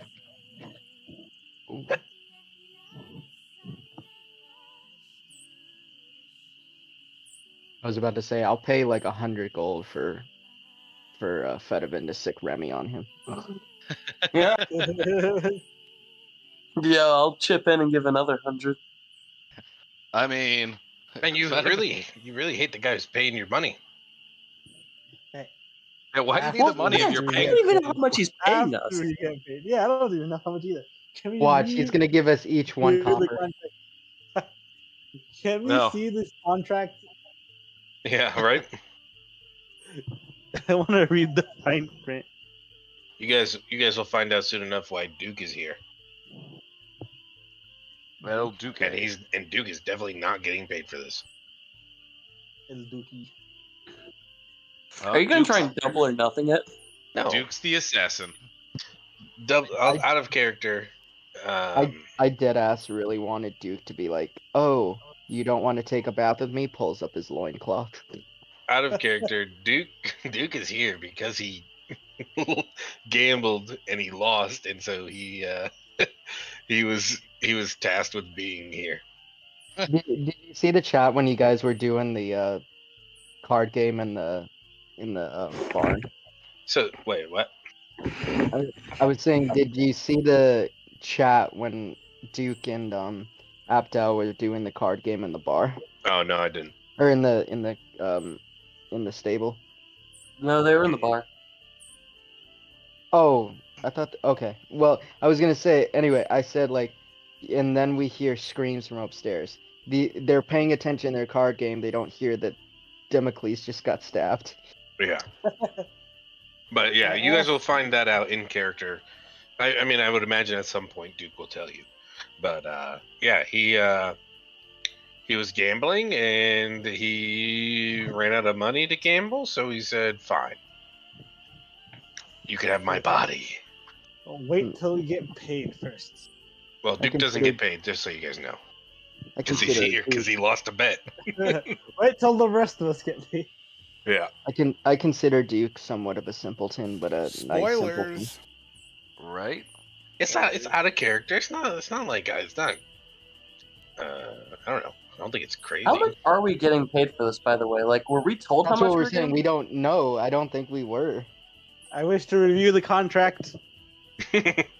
Well, I'm asking Frog out of character. Like, do our characters know how much we're getting paid or no? They totally should. Like, I doubt we'd sign the contract. You're getting not paid knowing how much in we're loves getting. and hugs. You know what? I'll take it. I'm just gonna kill this fucker myself then if I'm not gonna get actually paid. He's being an asshole. The only reason I was doing this is so I could donate cash to people.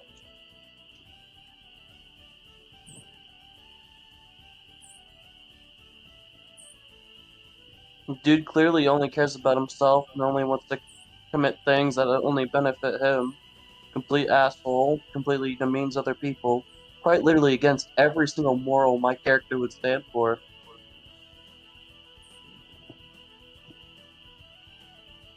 Good, so I'm role playing him correctly.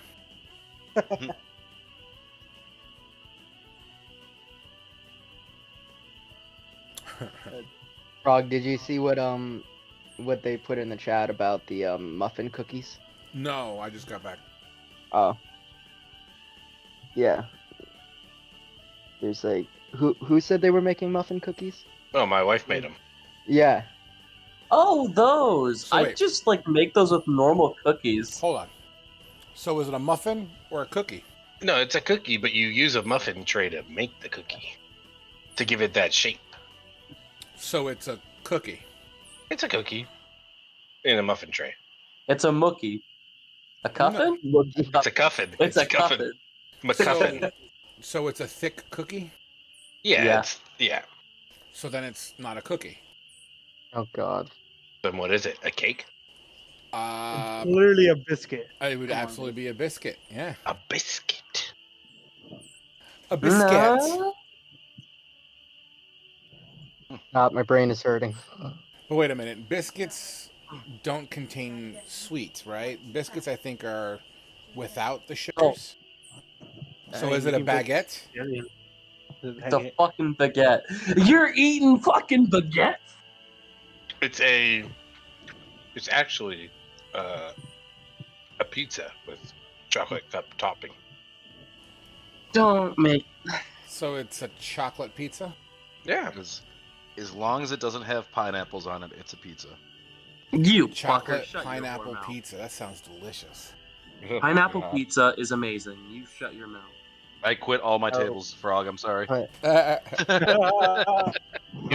You'll probably want to quit when Duke keeps telling frog jokes. I think that's great. I Whoever figured played that- I Whoever love played those that frog soundtrack during those frog jokes was hilarious.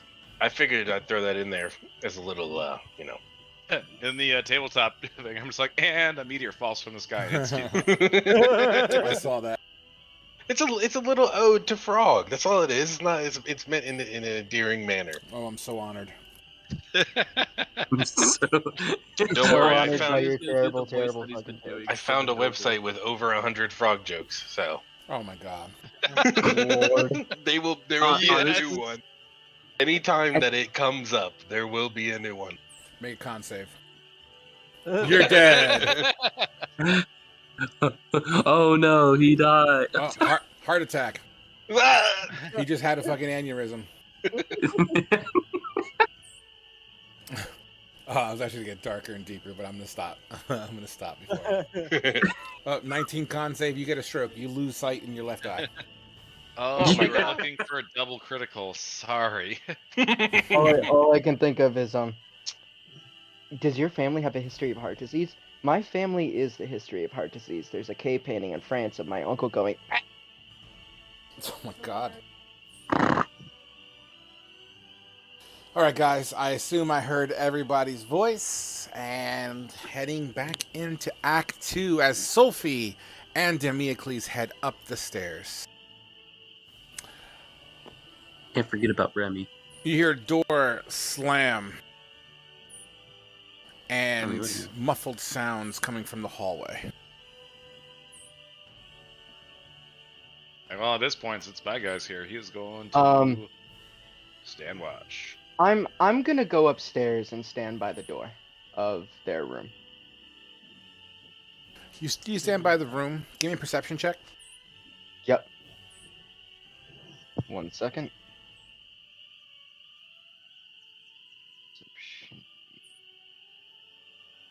Whoops, I almost hit deception.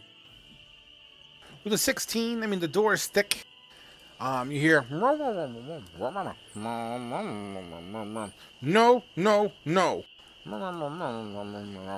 You kind of hear it, kind of muffled sounds coming back and forth as an intense conversation seems to be happening. I'll stay there and just cross military stance, sort of legs apart and my hands near my chest, like salute, like not saluting, but like in a stance, military stance. Queen's guards. That, yeah. While kind of trying to listen. Sure. Uh, Sylvian, what are you doing? Does my passive perception of 18 pick up on anything? I mean, you are downstairs. The sun is out. The sky looks beautiful. You smell pork boiling as patrons now begin to come in little by little. Kind of like a morning crowd. Like a late morning brunch kind of situation, as you guys have been awake for roughly 2 hours at this point.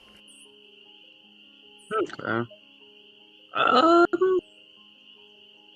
would go inside. I'm gonna go inside, and I'm gonna order me another mug of bitter. Absolutely. And it's done. Please adjust your gold stash accordingly.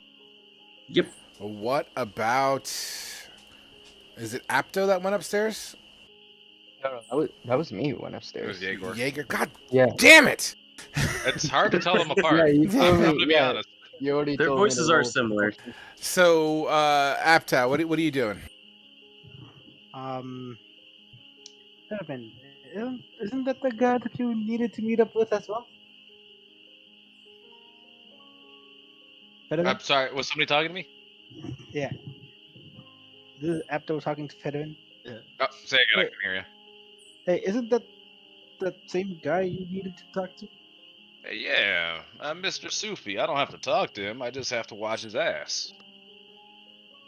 Oh. Say wash? Oh. Forgive the accent. I gotta watch his ass.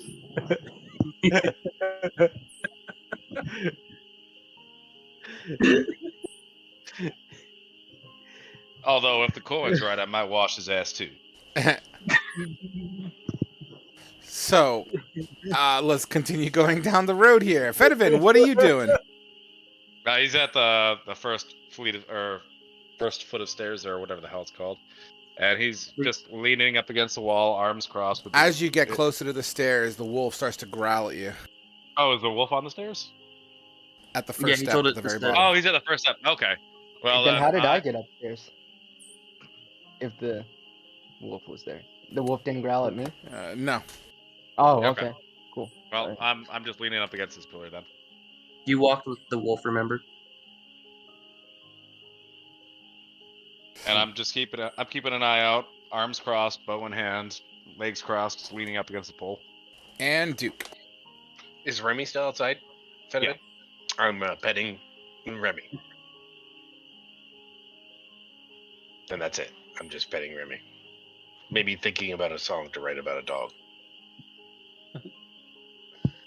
Sounds like, let me tell you something about my best friend. Something like that. Fantastic. Okay. So, you guys are just doing your thing downstairs. Jaeger's up at the door upstairs, and you start to hear Jaeger loud noises, like almost shouting. Okay. I try and move my ear to the door to see what I can hear. Your ears to the door, and everything's just loud. It still seems like they're not quite getting along, and as the conversation sounds like it's getting heated. I'll just kind of keep listening. Can we hear it from downstairs? Not really. From your location, patrons are coming in. Some of them are talking to each other. It's normal roar. I mean, you have nothing really to suspect, so it's not like you're kind of peeking in that kind of thing. Like your ears aren't quite peaked for that. But it's not loud enough that it's not bleeding downstairs. Okay. Eventually, Jaeger, you hear a bang. I'll knock. You hear a response. What? We're just making sure everything's okay in there. Just make sure nobody comes upstairs. Leave us alone. All right. And I just go back to my stance outside the door.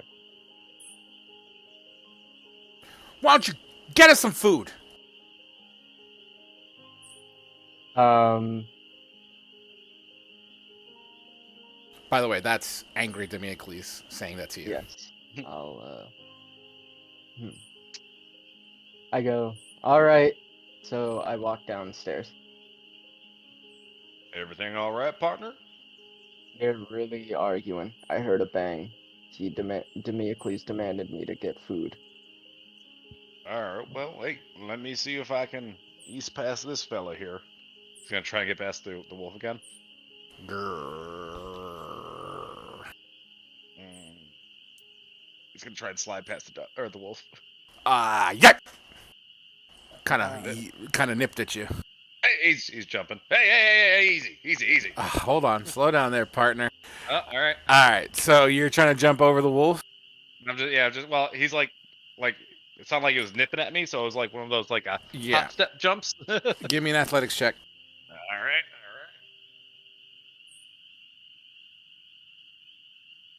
Where's it going? 5. It's so slow for me. I don't see it. Yeah, I don't see it either. No, I'm calling it a 5. It's not rolling. Did you break it? I might have broke it. Click. My immersion. Refresh your page. It's All right. determining what part of your spine you break. Like, hey, There we go. Jaguar. Oh, Darn it, it's gone off. So close. I didn't- You attempt to jump over this wolf as it nips at you.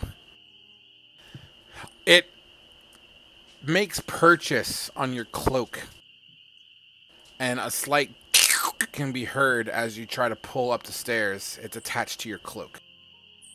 Let go. It does that doggy tug of war head thing, you know, where they kind of do that shaking head thing, and you hear your cloak tearing a little bit more. Hey, easy. I'm gonna reach inside my pocket and throw out a ration, see if it moves. What kind of ration is it? Like a jerky ration. It's still tug of warring on you. Ah, come on, fella. I see this. I'm going to see if I can get Remy's attention to help. Hey, Oh Wait. no. Did I not? Jaguar. Should we even be allowing him to go upstairs like this? Well, he did say that he was protecting Sylvian. Fair. But you know how Democles can get. Yes, Yeah, but I feel like I'll walk up the stairs with him. I'll escort him over. So hold on. Is Remy coming inside? Is that the plan? No, I'm not gonna. No, I'm no. gonna shoot him back out if they try Yeah. to bring him inside. yeah, no.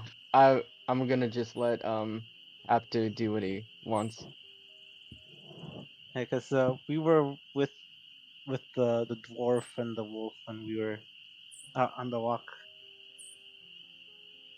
So okay. So right now, let's just recap. So this wolf is attached to Fedivin's cape. It's tearing its cape, and it's kind of like the cape's attached to your kind of neck area. I'm guessing, you know. So you're getting slightly yoked, you know, as this wolf, not dog, you know, is just kind of clearly trying to prevent you from going upstairs. Maybe because of how you smell. True. Guys, how about Fedivin? Was that your name that I overheard? Yeah, that's my name. I do not believe that the wolf will let you pass. Let's just let those two deal with it. As the Look, wolf is still just digging away at this cape, trying to get closer to you. In fact, fuck it. It's going to try to make another nip at you. Can I pull him away from the wolf? You're going to try to pull Fedivin away from the wolf? I'm sure. Yeah, go ahead. Oh, What do I roll? All right, Fedivin. You don't roll anything. Fedivin. Get it. Aptow is trying to pull you away from the wolf. Get off me. Get off me. Just somebody go up there. I've had enough of this damn wolf. I'm by the time I've ordered the food that Demiocles wanted, and I'll try and scurry my way up there.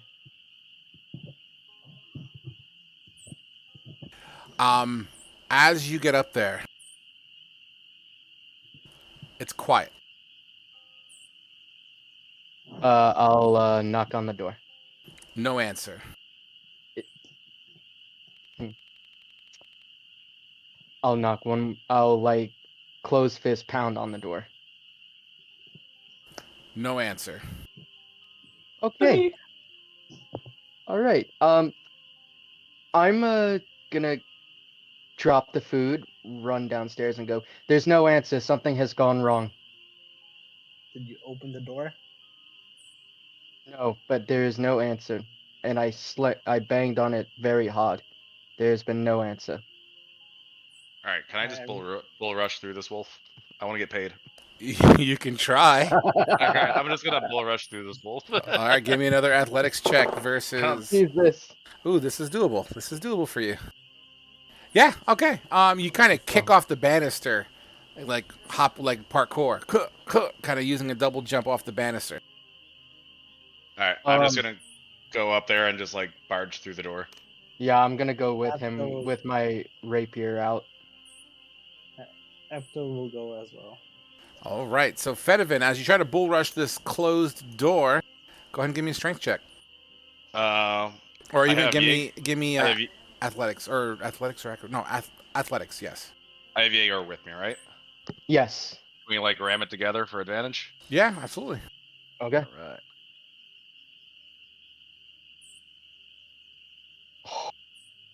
21. I don't see the 21. Oh, there you are. Yeah, I see okay. it. Yeah. With a 21, as the door swings open all the way. On the floor, you see Demiocles lying on his back, head tilted, a little bit of blood coming out of his mouth, with a stiletto sticking underneath his left breast. That little area, kind of like it was just slid right between his Ribs. right between his ribs. Thank you. Is Sulfy in the room? You see on the other side a broken window. No sulfy. I don't really care about this Demiocles, guys. I'm gonna run to the window and look outside, see if I see anything. Give me a perception check.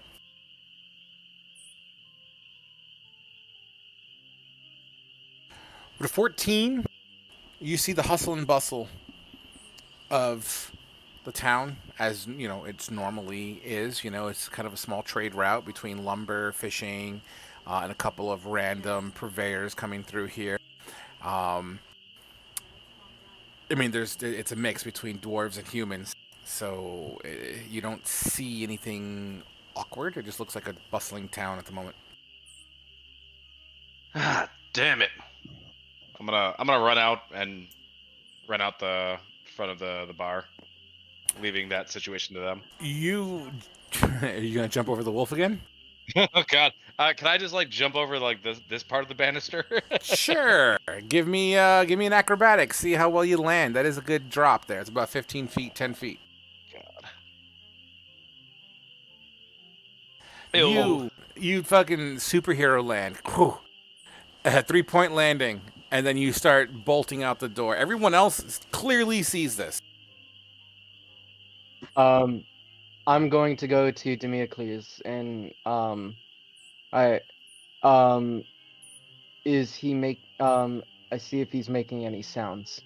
Give me a medicine check. Yep. Pretty good in that. Oh my God! Why is it every other table rolls nothing but ones? You fuckers kick ass here. You scan his body. You check for pulse. The body's still warm.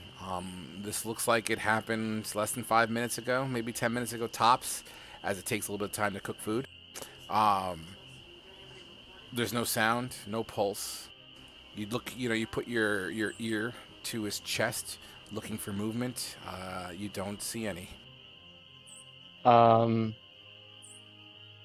Apto's with me, I believe, right? Yeah, I walked Yeah. up with you. I go, go get Sylvian and Duke.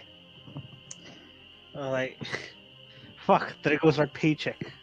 And he grumbly walks down the stairs to inform Duke and I'm sorry, who was it? Sylvian?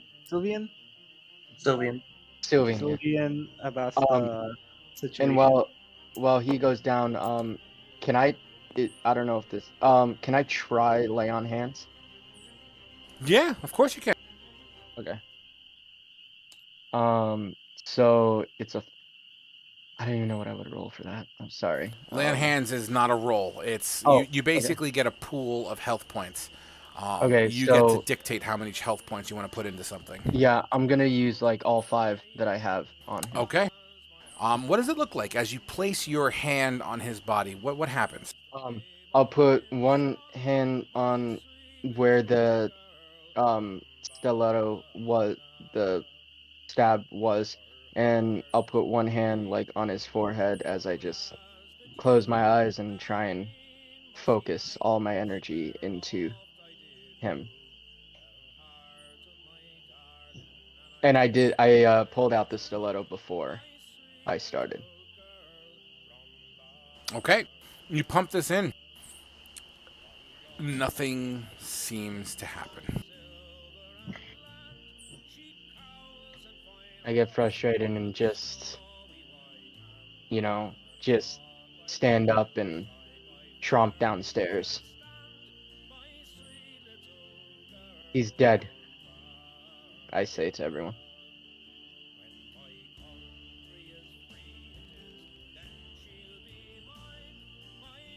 Yeah, it's basically like a knife rapier.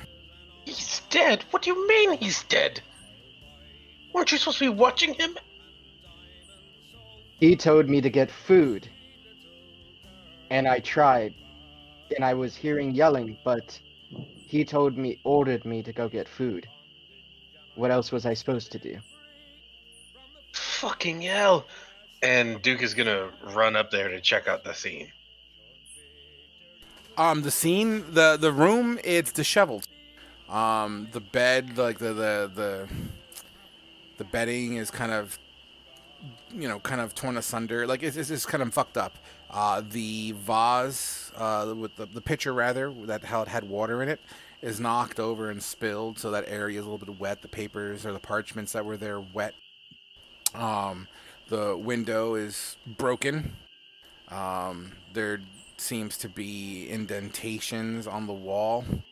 You don't know if it's because of a fight that had broken out or if it was just already there. But you do see in the middle of the room, practically, Damocles lying on the ground with a hole in his chest because the stiletto was pulled out. I'm gonna go outside and see if I can see if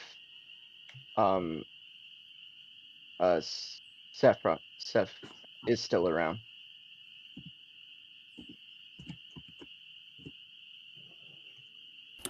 I don't know if you're breaking up. I'm not hearing you properly, buddy. I'm sorry. Oh, okay, hold on. Is he breaking up for anyone else, or is it just me? No, He's a bit just light. you. I've raised up his volume all the way Oh, like 200%. I'm also like probably not talking as loud as I should be. No, I was gonna say, I said that I was gonna run out and see if I can see anyone suspicious running away. You do the same thing as before. Go ahead, roll a perception for me. Yep.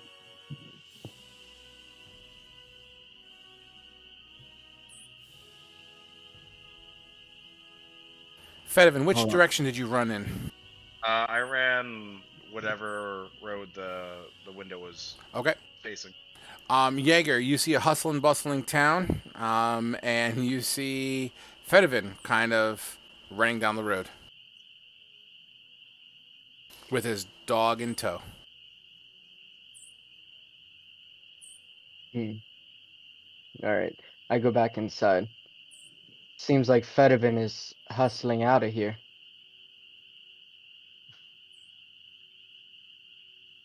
Hmm. Um, oh, I don't know the man. What are you gonna do, boys?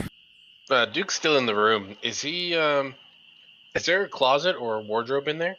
Like anything like that? There's a wardrobe, yeah, absolutely. There's no closet. No, just a wardrobe. It's kind of like what is it called? An armoire? What are they Right. called? Right. Yeah, like an armoire. Can I check that out? See Yeah, if I sure. find anything inside of there. You Then- open it up, absolutely. You see on kind of wooden hangers a couple of outfits. They seem to be nobility in appearance. You know, very fine garments. Another pair of boots. Once again, very lacquered and shined up. They, look to be high class even. A hat, um, a monocle, and what looks to be kind of like a leather. I don't want to say briefcase, but kind of like a leather pouch, but big enough. So, what's the word I want to say? Like, you know what a briefcase looks like, right? But Mhm. a little bit bigger, and it's kind of like in a triangle pattern. So the top opens up, and it's like shaped like a square. You close it, shaped like a triangle. You know what I'm talking about? Sure. Can I search through that? See what I see inside it? Uh, yeah, yeah. Why not? Fuck it. 1 second. Boy, did I walk into that one. What school of magic is this briefcase? Fuck you. Just kidding. Just kidding. Do. 1 second here.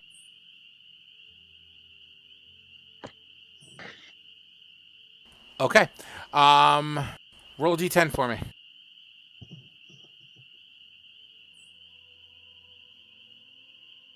A 6. A 6. Inside, you find 50 gold, a compass, and a rolled up piece of parchment. I'm gonna. So I haven't taken anything out of it yet, but I'm gonna walk over to was it Democles' body, and I'm gonna like take my boot and kick his like bottom of his foot. The vibrations kind of make him jiggle a little bit. And I'm gonna pocket everything that I just found. Oh, Absolutely. The rolled up piece of parchment, as you break the wax on it, you unravel it, and it says pineapples, pears, game meat, dried, mackerel. I got this good grocery list.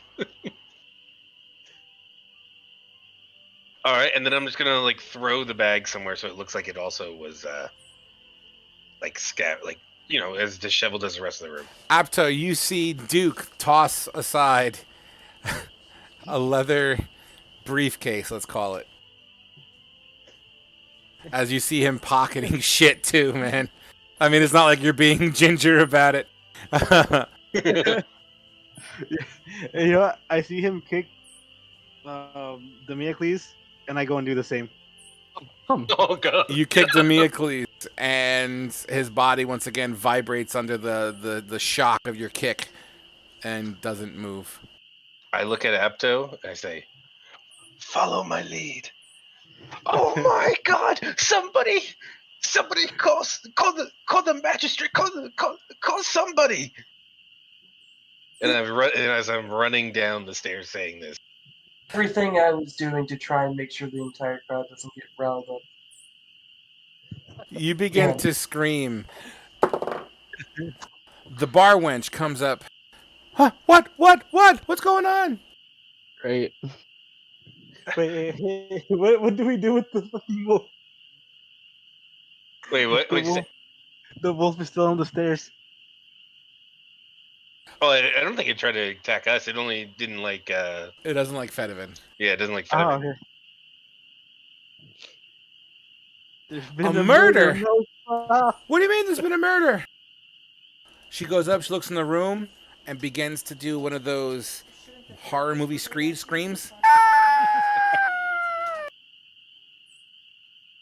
I'm gonna open my arms for her to hug me Oh, and avert come her on. eyes. Oh my god, it's terrible!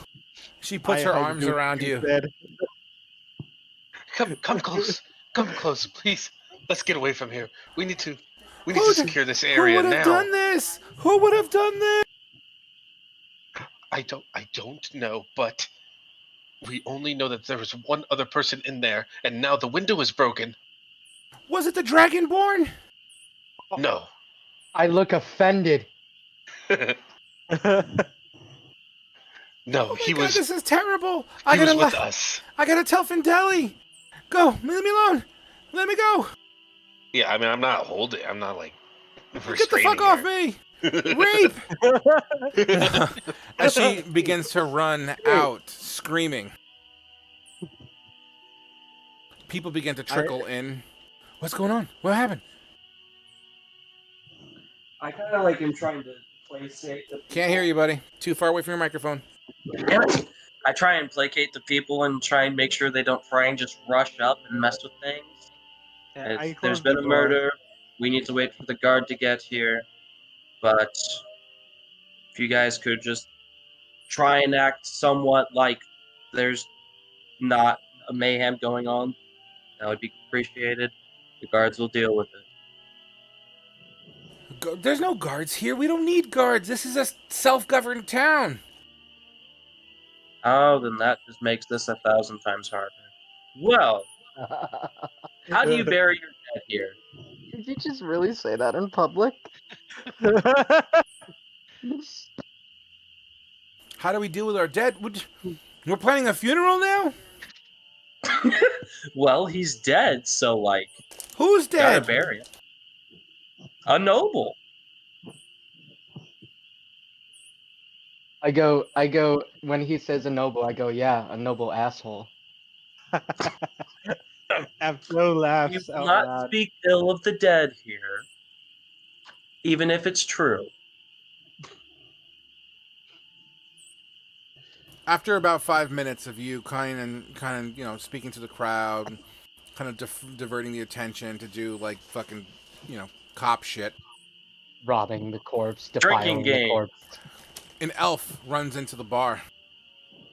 Brown hair, long, just below shoulder blades, kind of in a green tunic, with a nice golden kind of leaf for a belt buckle, boots. What's going on here? I was just telling the people there's been a murder. A murder you in could- my place? It's You're impossible. the tavern owner. I kind of gesture for my arms. Demiocles and a dwarven fellow, Silpha or something like that. Demiocles, the noble that rented the place out. This is terrible. Yeah. This is gonna ruin my business. Well, sir, Nah. let's calm down. This isn't now. We can settle this. Just stay calm. We were his escorts. We were his protectors. Unfortunately, it didn't work out, but we're trying our best here. So you were responsible for this. No, not what I said. Dragonborn, be quiet. Let me explain. You're mumbling over yourself, my friend. You're very worried about this, as I can tell. Are you okay with this? Yes. Oh, step aside! As he goes up his stairs, the wolf begins I to follow him, explaining. growl. What is this mutt? It's the wolf of the man that I assume killed Demiocles. He told it to sit here. It was a dwarf. As the young wolf growls, the tavern owner elf kicks this wolf. Oh, The wolf begins to growl louder and begins to strike at this this tavern owner. Well, that's his fault. I'm not getting involved. Can I bardic inspiration the wolf? Oh, wow. Yeah, I'm gonna go ahead and burn a charge on that, and I'm gonna sure, bardic inspiration the wolf. sure. What does it look like? You just see him just like it's almost like just lightly do a strum across his lyre, very subtle, but enough to where the wolf would hear it. Absolutely. The wolf jumps up, pushes the owner elf on the ground, and begins to snap at his face. He's kind of like on his back, holding the neck of this creature, holding it. Get it off me! Get it off me!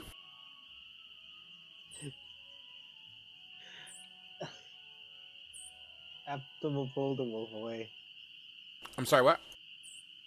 After we'll try to get the wolf off him. Sure. Go ahead and give me a grapple check. Basically, Uh, roll an athletic or an acrobat or no, sorry, athletics check. Athletics. Oh, where'd my character sheet go? Hold on. Athletics. Can't believe you inspired the wolf. He just kicked a wolf. The wolf didn't do anything to me. With an 11, you grab onto the kind of the pelt of the wolf and kind of hold it back. As you hold the wolf back, the tavern owner, who's no longer pushing on the neck as you're kind of holding the wolf, he begins to reach for his boot, pulls out a stiletto, and drives it into the belly of the wolf. The wolf slowly goes limp after a slight. Hold on. I just kicked the wolf to the side. Oh my! You guys are sorry. I look at the bar owner very suspiciously. This thing attacked me! Doesn't belong in here anyway! I take 1 day away from my building, and this is what happens? It's ridiculous! And he storms upstairs. I follow him. He goes to the room. What is this, a robbery? Gone wrong? What's going on here? Somebody needs to explain this. I explain. I say to him, there was an argument going on. They were both raising their voices. Democles demanded me to get him food. As I come back up and I go in, there's a stiletto in his chest. I tried healing him, but he was already dead. As you continue to explain the situation, the camera pulls out of the broken window down the street behind Fedivin, who's currently running down the street, dodging and weaving through crowds of people. What are you doing, Fedivin? I'm running down, looking down each alleyway, seeing if I can see anybody running from the scene. I'm having Remy sniff around for the scent of the dog. Give me a since it's- perception with a advantage on the dog, because I believe it's probably better than yours. I don't know. I don't have the dog's sheet or anything, so I'll just do this.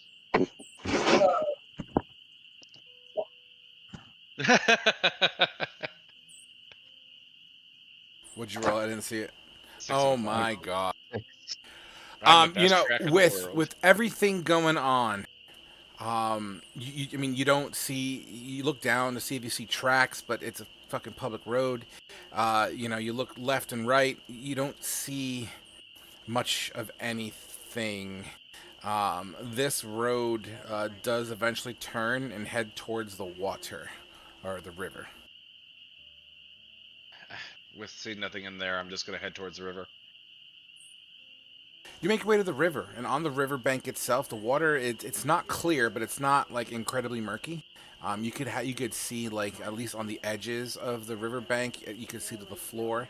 You look down, you see some minnows kind of trying to scurry away from you. A frog kind of leaps into the water as you also startle it. A little bit of those little water skitters, the little bugs that float on top of the water, and they kind of paddle around away from you. You look upriver, you look downriver, you see fishermen, fishing boats, a couple of different people already on the water. It looks to be some sort of trading vessel, might be coming into dock here, or at least attempting to, like a smaller boat. Dude, damn it. Remy, you got anything? Remy sniffs around. Tail wags a little bit, kind of in some sort of alert. What you got, Remy? Come on. Show me. Remy's sniffing a like a what do you call the pylons on the dock that holds the docks up? Pier. The fuck do you call those things? The little It's a totem pier. poles. The pier, whatever. Yeah, I get what you're saying. yeah, the fucking totem poles. There's a rope that's wrapped around it, and Remy seems to be really intrigued with this rope. All right, I'm gonna check what the rope leads to. It drops into the water. Damn it. I'm gonna plunge in. You plunge into the water, and the water's cold. You're soaking wet. The rope is dangling just below you. As you grab the rope, you see that it's been cut.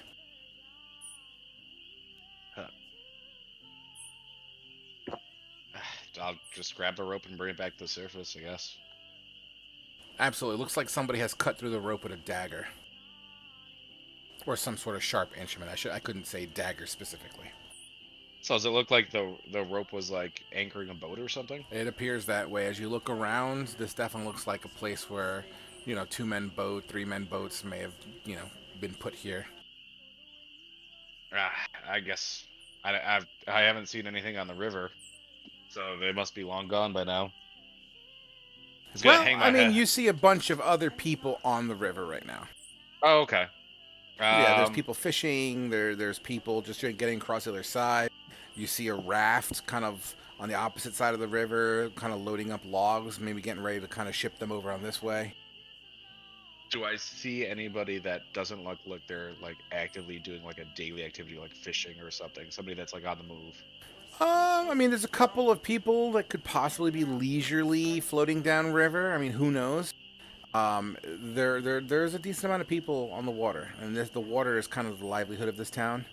So it's in your current state, it's difficult to discern one from the other. I'm just gonna throw my hand in front of me and snap like, God damn it! There goes my goddamn paycheck. Come on, Remy.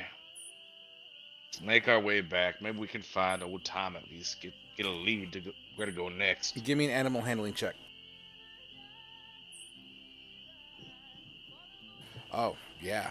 So Remy for a second kind of stays next to the rope, but you kind of firm voice, Remy, come. And Remy comes to your side. All right, and I guess we make our way back. Okay. At this point, the tavern owner finally tells you what his name is. His name is Findeli. I'll give everyone a second. His name is Findeli.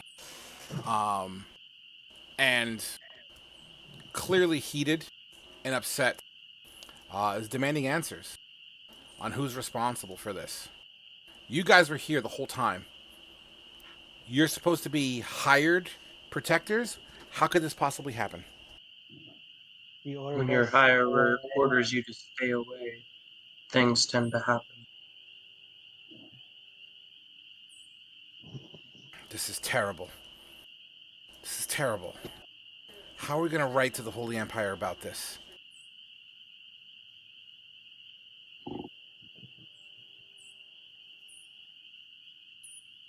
What are you guys doing? There's many ways you could write to the Holy Empire about it. One, the only person that he was in that room with, which was the Dwarven man, just plain simple, tell them that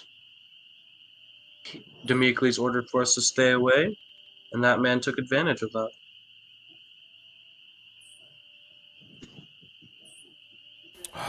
What am I going to do? Kind of puts his hand on his freaking head, face palming it. I'm like, oh my god, he's clearly stressed out. Worst comes to worst, blame it on me. They won't spend so much time coming after me.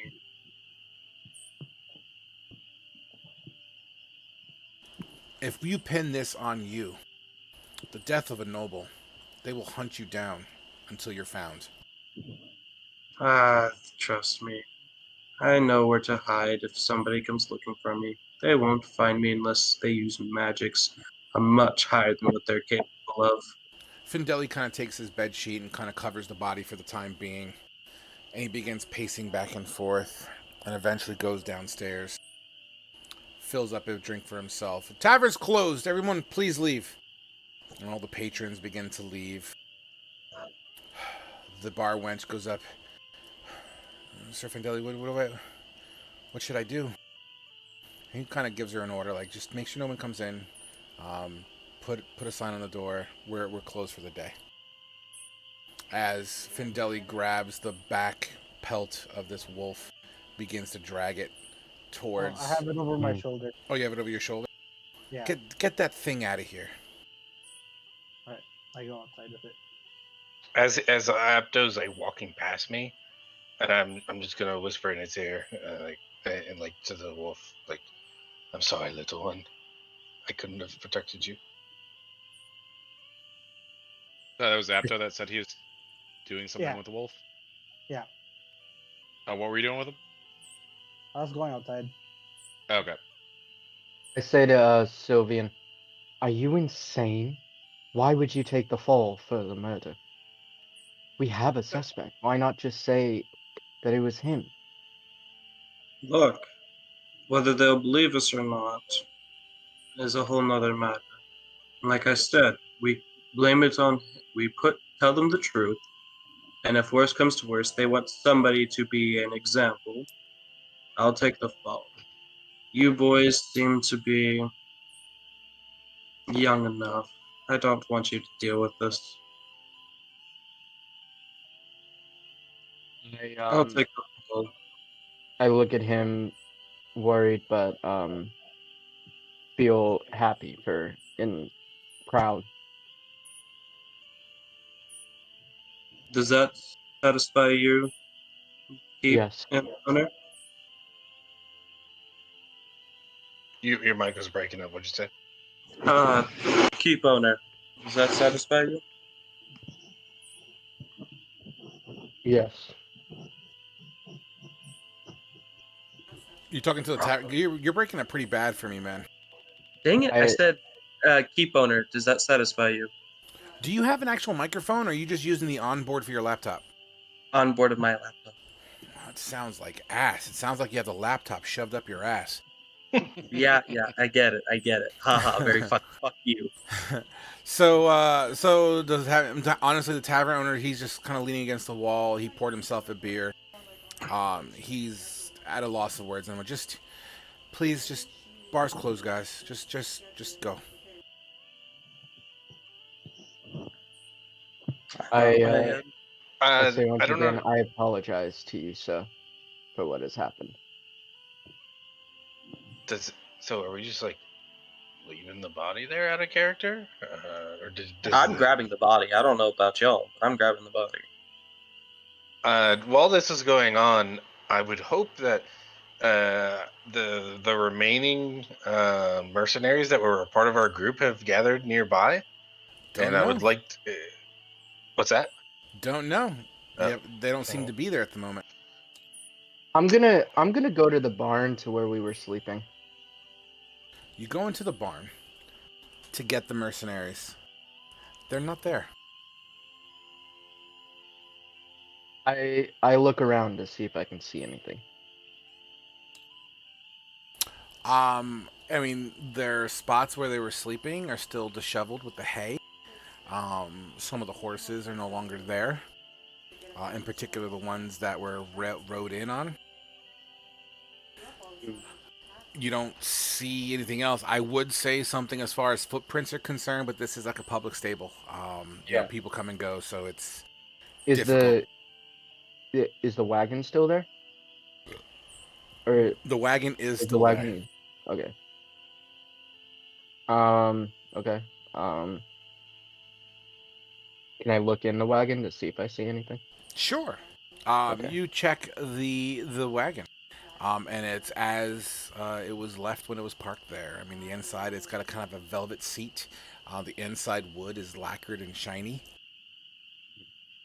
There's a few claw marks. I go back out and I go, they're gone. They're all gone.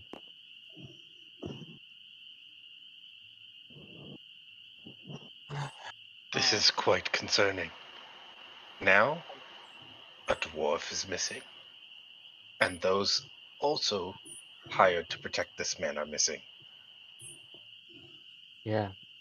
Fedivin also ran off very fast, so that was also strange. He's actually back, by the way. Oh, he I was is. gonna say at this time you probably see me on my way walking back. Fedivin, I'll go to Fedivin and I'll say, did you find anything? I lost him. Seemed like he made off in the river. I couldn't tell. There's too much action going on in these streets. What? You didn't have to kill the damn wolf. are we sure we trust you? I mean, you said that you were hired to protect this dwarf. Now he's missing, and the person we were charged with protecting is missing? I'm sorry, dead? Oh yeah, we were working real nice together. With that damn mud over his shoulder not letting me through, I had all the opportunities in the world to kill your master. I did not say that it was you, but you said that you were working for the dwarf. Oh, in that case, I must be the smartest criminal in the world coming back after my partner in crime murdered your friend. With that accent, I wouldn't put much past you. God. Nothing gets past you, greasehead. Oh Oh god. snap! He just called you a greasehead. Can I Fucking greaser. Can I roll an insight to see if I feel like he's like Yeah, deceiving? go ahead. A 13. So Fedivin, he's checking to see if you're telling the truth with a 13. What does he feel? He feels like he's dumb for accusing him. There's kind of like a look of anger on his face, like just frustrated with the whole mess. I put my hand on Duke. Duke, calm down. He was in our eyesight the entire time. It couldn't possibly be him. He was even with us last night. I'm not saying it was him. I'm saying that he was working for the guy who could have done it. So, Am I speaking a foreign language here? so since they're moving closer and the wolf is over the shoulder of Apto, right? Yeah. Yeah. Is I the believe so. stiletto dagger still in the wolf? I'm assuming it would have been pulled out. I didn't specify. So, Apta, did you pull it out or did you leave it in? I'm assuming the tavern owner would have taken it back. Yeah, and that's where my head's kind I of thought- going as well. I just didn't know Yeah, I what the thought- predecessor was. Yeah, that's what I was gonna say. I thought he like stabbed it and then pulled it back out. Yeah, Okay. he would have reclaimed the dagger at some point anyway and put it back into his boot. It's kind of his Okay. his version of Yeah. pepper spray, except more lethal. I was gonna make a perception check there, or like a history check. Look, fellas.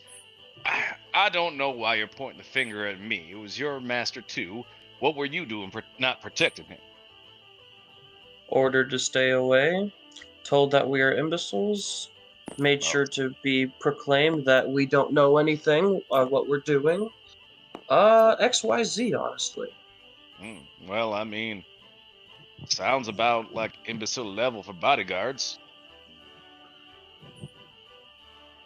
You've got quite the tongue on you. For someone who could quite possibly be working for a murderer, as I'll say louder. You want to Yeah, go? Everyone make me Oh, a perception God. check. 14. 20. I am the best tracker in the world. You have a dog too. Jaeger, you on Anatonda, you Duke and Apto, kind of the conversation's overshadowed by you hear someone kind of on the riverbank. They're about a block away from you, a little under a block away from you. Someone stole my boat. What the hell? Who took my boat? I'll run over there. All right, you make your way to the river. Who's I? Yep. Me, Yegor. Who's I? Me. Me. Sorry, Me. Yegor. Sorry, Yegor. It's okay. I mean, yeah, sure. Is everyone else gonna follow suit, or everyone else just gonna continue arguing?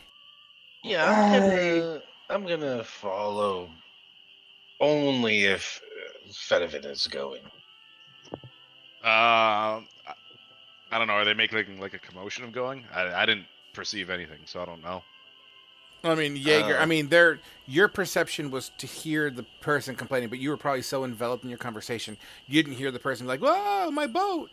They did, but you're staring at them. So if they're beginning to head that way, you'd be aware that they're going towards something. Oh yeah, sure, fine. Run off. I don't care. Well, if you want to keep going at this, then fucking come with us then. Oh sure, I ain't letting you out of my sights. Nor I. Fucking Oh my bitch. god. So who's carrying Demiocle? That would be the monk.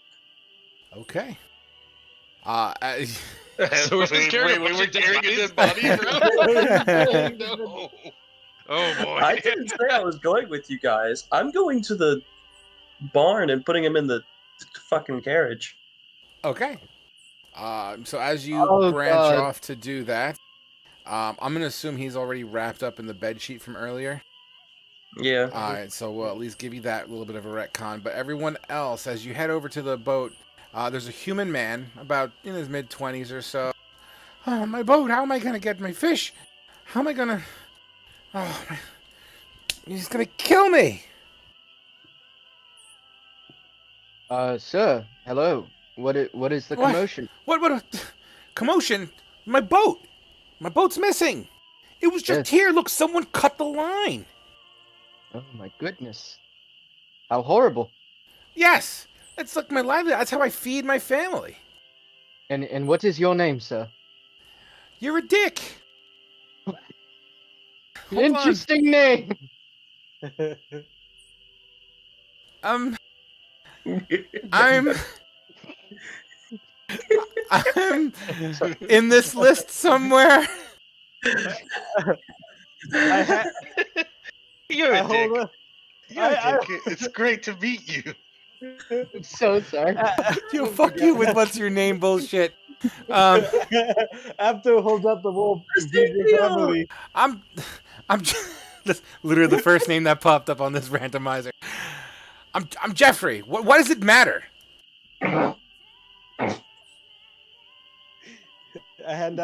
hold out the wolf. Would you like to feed your family with this? I'm sorry. I'd rather get my boat back because you know that what happens after when we're out of wolf meat. How much Jeffrey. does a boat cost, Jeffrey? This boat was handed down my father, my grandfather. It doesn't matter. Why? My boat's missing. Well, I'm we're not- not Yeah, detectives. as I'm finally I'm walking not- up to go, when was the last Okay. time you saw your damn boat? Well, yesterday I tied it right here. This is my rope. Look, it's clearly been cut. And he kind of pulls it out of the water and he grabs it and he kind of is like, "Look, don't you see?" That's not the same area that I was at, right? It was just a little bit away from the tavern. It's it's the same place. Oh, it's the same place? Yeah. It wasn't that far away. Oh, okay. I thought it was like way down the road. No.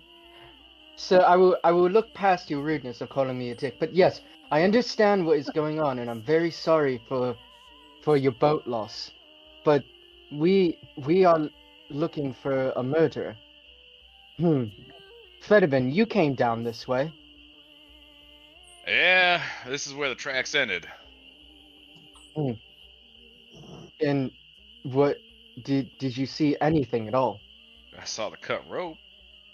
Obviously, they made off with this fellow's little boat. He probably cut it. I'll whisper to Apto. I say, Are Hold you on. sure about that? Hold on.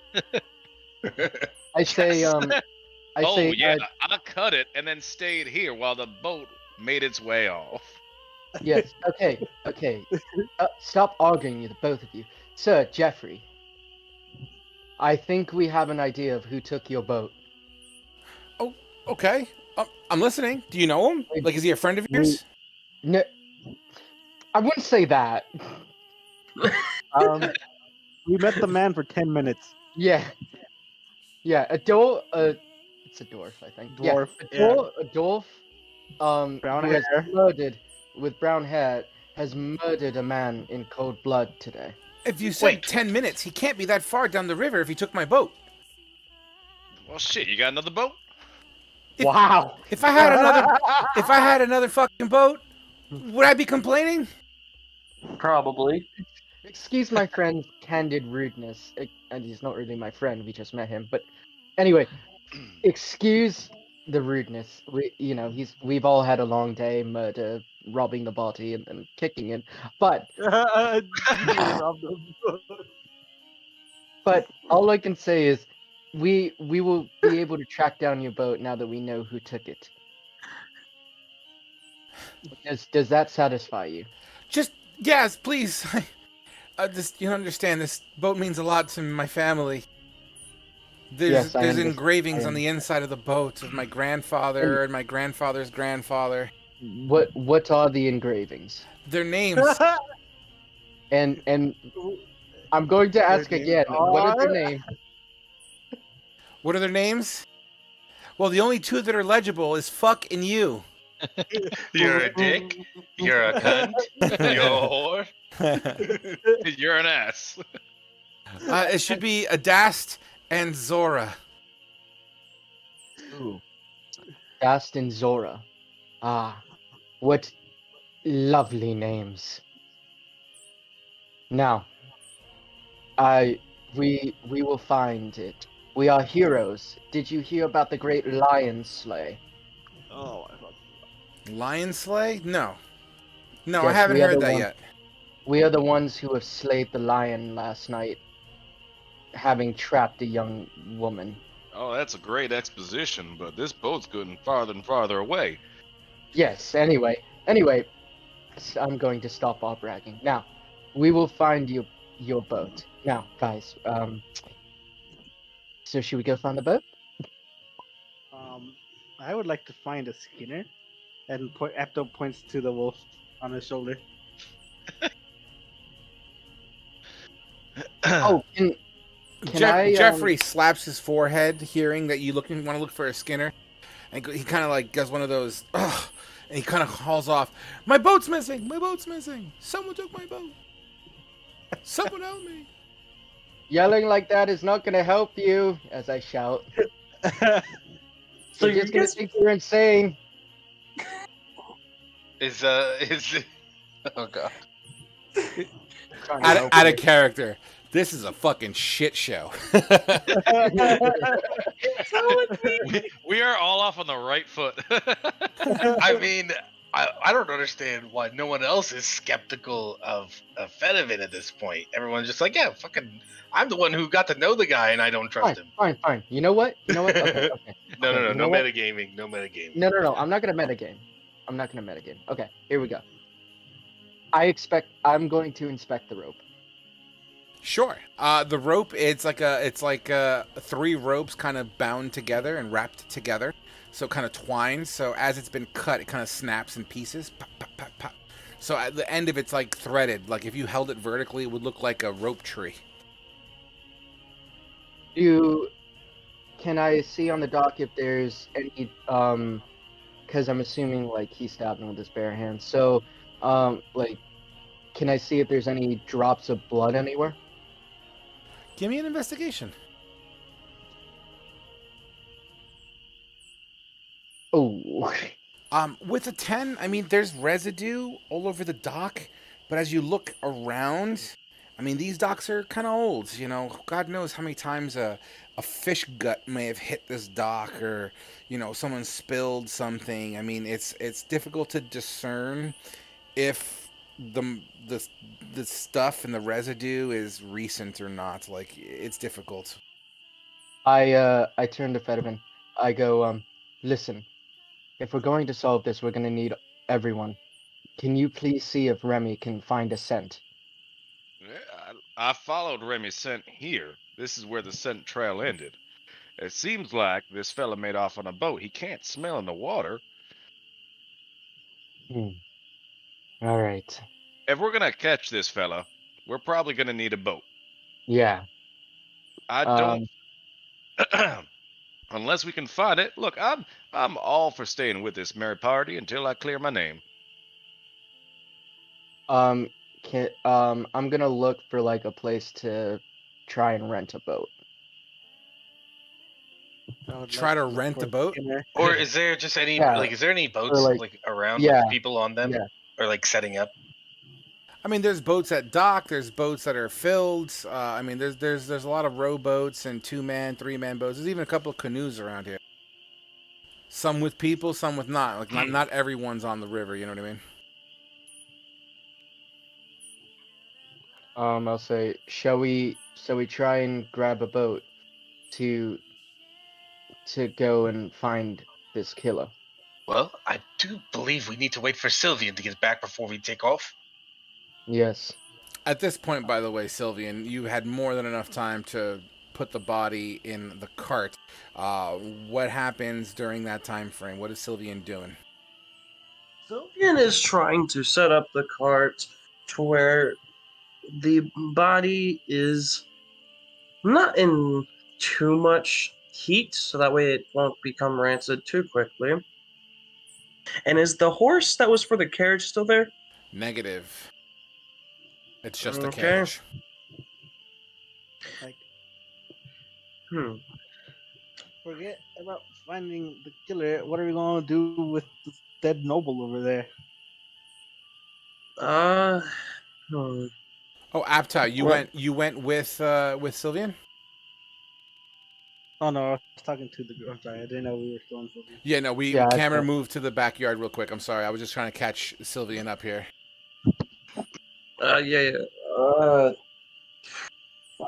Sylvian would have been trying to figure out a way to get the body into the carriage to where it would vent out some air so that way it just wouldn't become, a rotting corpse within a day.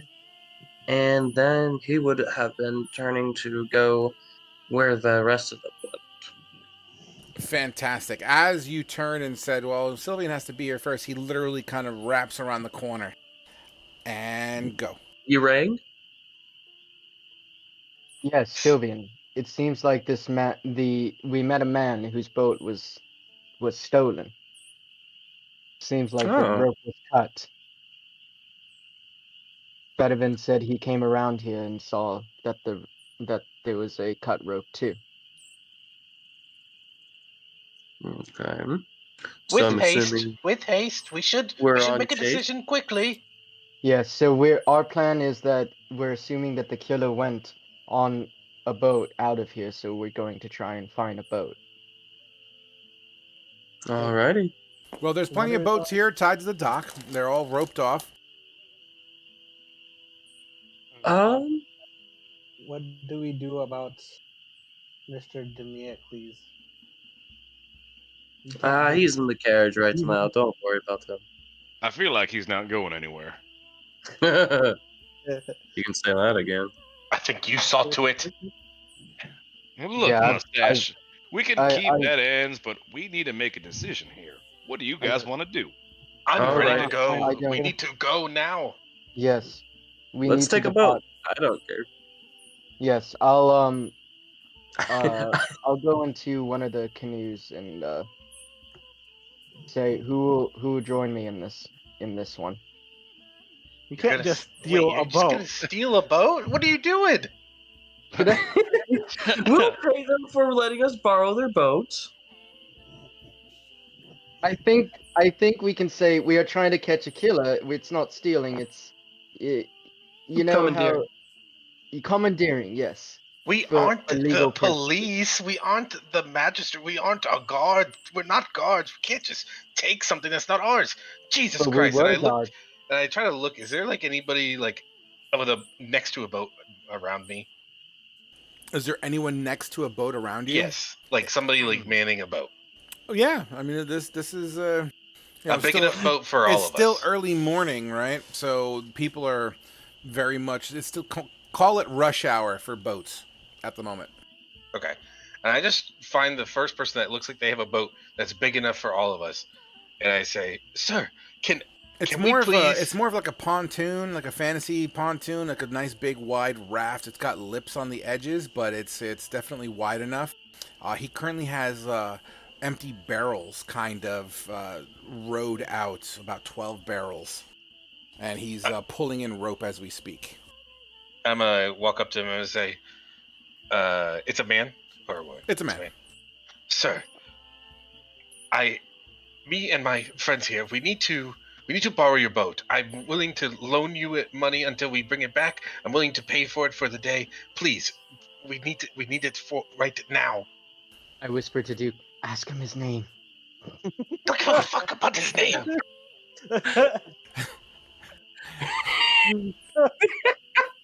My name is Rardner. If you wanted to know, I'll tell you that proactively. But He was ready. He was ready. He already had a name. Yeah, and my notes for tonight is to have 2 pages of fucking names. um, excuse me, you want my boat? I don't have time to explain, but there's been an accident and we need to chase somebody. We need a boat, and I'm willing to pay you for it. Well, you can tag along. I'm not gonna just give you my boat. Fine, so be it. Hey, I found a boat, guys. All right, I'll vigilantes, take let's go. 5 gold. And I'll hand it to him. And I'll hand him the folded up piece of parchment paper and say, Come on. "This is for later. Don't read it yet." Okay, well, if we gotta go, let's go. Which way are we going? Upstream or downstream? Oh, he's guiding us? Yeah, Well, I'm not gonna just get over my boat. Oh, okay. Upstream. So upstream is east, downstream is west. DM, do you see that this is a fitting time for this? And we'll link something to the chat. Oh God. Which chat? Roll 20? Roll 20. Roll 20. Wait, hold on. During downtime activities that involve games of chance or figuring out the odds and the best play in the year, solid sense which is likely the best. Yeah, dude. Okay. Because I would assume this is like a No, quote unquote that's- game of chance to go. So I'll up tell or you what. down. I'll tell you what. You give me your rant on logic on which way this thing went, or with this person, or whatever it is that you're trying to chase, or if you're trying to chase anything. Which way do you think they would have gone?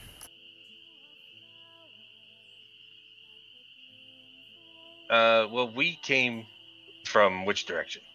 You came from the west. And the Whitestone's to the north, so I'm going to say the north. Because it's East, a dwarf. by the way. Oh, What? sorry, east. But yes, So that would be east would be going against the current, or west would be going with the current. If he was going to make a hasty escape, wouldn't he have gone with the current? yeah, likely. So let's say with the current, then. I mean, I'm assuming if it's I don't know, because there could be a group of them and they could be rowing, and this is Duke talking to himself. There could be a group, they could be rowing. It could have just been the dwarf. It could. You feel, based on everything you're kind of pondering over, you feel as if downstream is the better option. I think downstream, please. That's pretty cool, by the way. Never tell me the odds. I've never seen that before. Yeah, it's a part of the background. Yeah, that's pretty sweet. Well done. Well, come on, we're going. We gotta go. I gotta get these buckets filled. Alright, All so right, we had let's go. Hobson. Yep. Hobson. He pulls rope, Thanks. and you begin to float.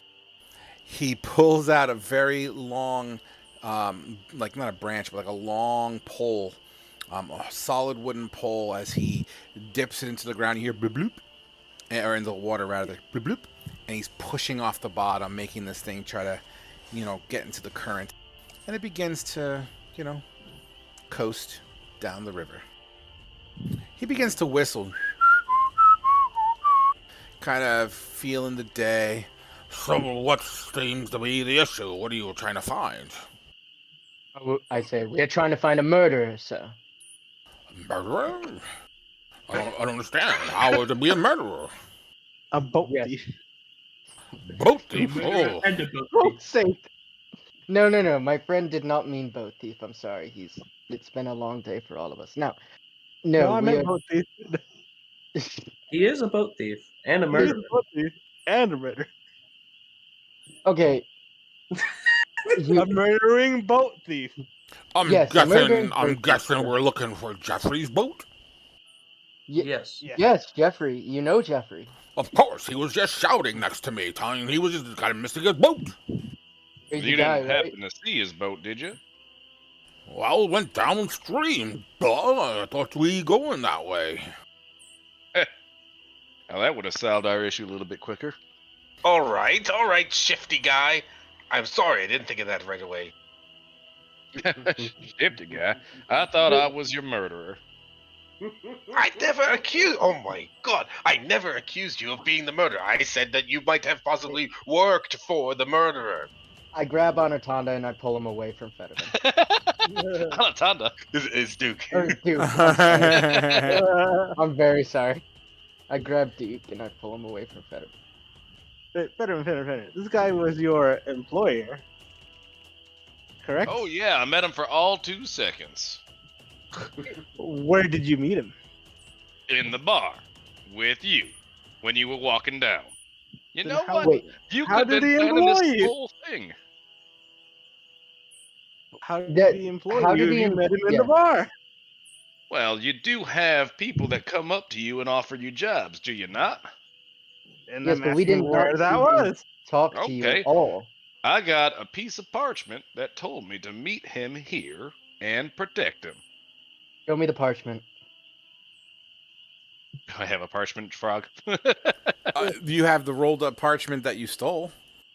No, I didn't steal it. That was Duke. Oh, that was Wasn't him. Duke? That was No, not no, that no. was Oh, Duke. dude, Yeah, yeah. you were telling me before that I was guarding him. I assumed that I would have had a parchment. Yeah, I don't see why not. All right, here you go, gentlemen. It contains the seal of. Hold on. Making frog seal work. of Seal of. No, You're I a dick. have it. This is all pre-written. It's just I wrote it like a year and a half ago. 1 second. The seal of. Nope. You're a dick. Wait, where did this guy say he was from? Miss some- This is the seal of Thrain Buffooned.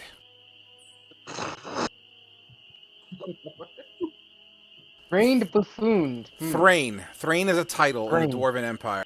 Buffooned is his name. Thrain is basically like a prince. He's the prince. He's the son of the king of Thari. Oh mean- shit! Oh shit! Is that what you're saying in game? You all right? Yeah. Oh yeah, no, I'm saying that. Oh fuck! We are in the middle of a. Oh, we're mind filling us in? we're Tell- fucked. I tell Sylvian, I go, what is going on? What are you talking about? The prince? That symbol. Yes. The prince of the dwarves.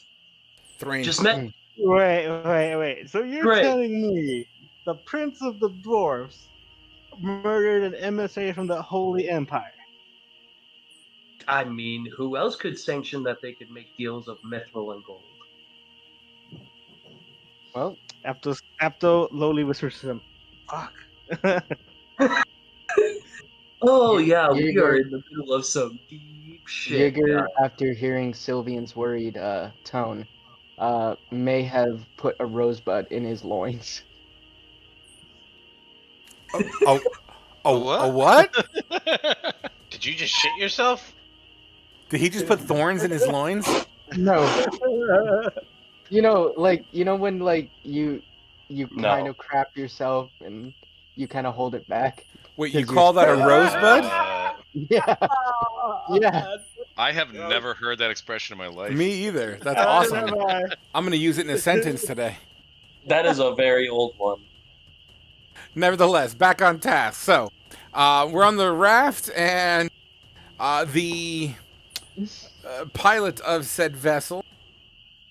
What is that? Ah, strange buffoon. Yeah, he's well known in these parts. You You have a task from Brain Buffoon? is he That guy talking to did, all of us? pointing to Fedivin.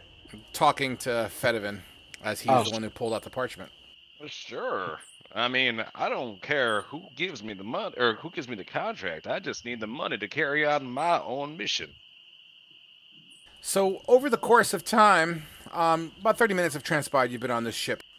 The regular crowd is gone. There are not many boats that are coming this far downriver.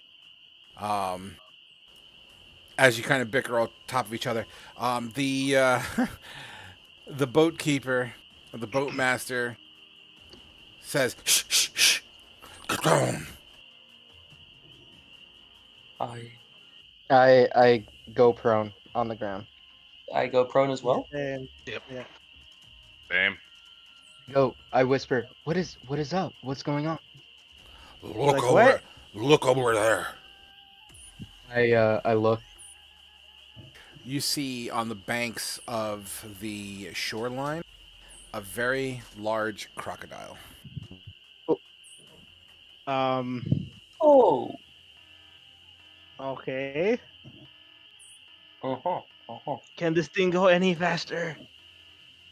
Oh, don't disturb the water. Just let the current take you. All right. Remember. And you know what? Okay. After about 30 seconds of passing by the crocodile, you hear the crocodile splash into the water and vanishes. I was about to say I don't like that roll of okay. So you, and so that so after we pass it and we don't see it anymore, I'm gonna look at Fedivin and say, so you mean to tell me you were charged by a prince to protect this person who may have potentially murdered the person we were hired to protect, and we are heading to that person now, and you are going to help us arrest them? Look, I was charged to protect somebody, not to cover up a murder. As long as it gets you off my back and me on my way, I'm okay sitting for the ride.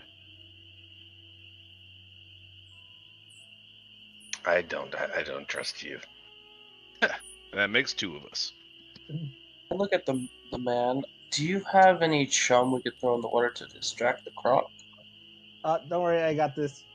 I tossed the wolf into the river. Oh, Yeah, Splash! the wolf with Splash! As that- the wolf begins to float on the surface of the water. It drifts, not next to you. Your boat's a little bit faster as it weighs a bit more. But the wolf it just fucking floats on distance. I'm sorry. I just caught the greatest vision in my head of what this looks like. It's like so depressing in my head right now. So this wolf is, floating. Gradually, it kind of gets further away, 5 feet, 10 feet, 15 feet. And after maybe about a minute and a half floating away from it, a giant splash. You see just an eruption of water, and the wolf is no longer there. I turn to Fedivin. You're welcome. Oh yeah, you're welcome. You gave him an appetizer. Wait, how big was the wolf?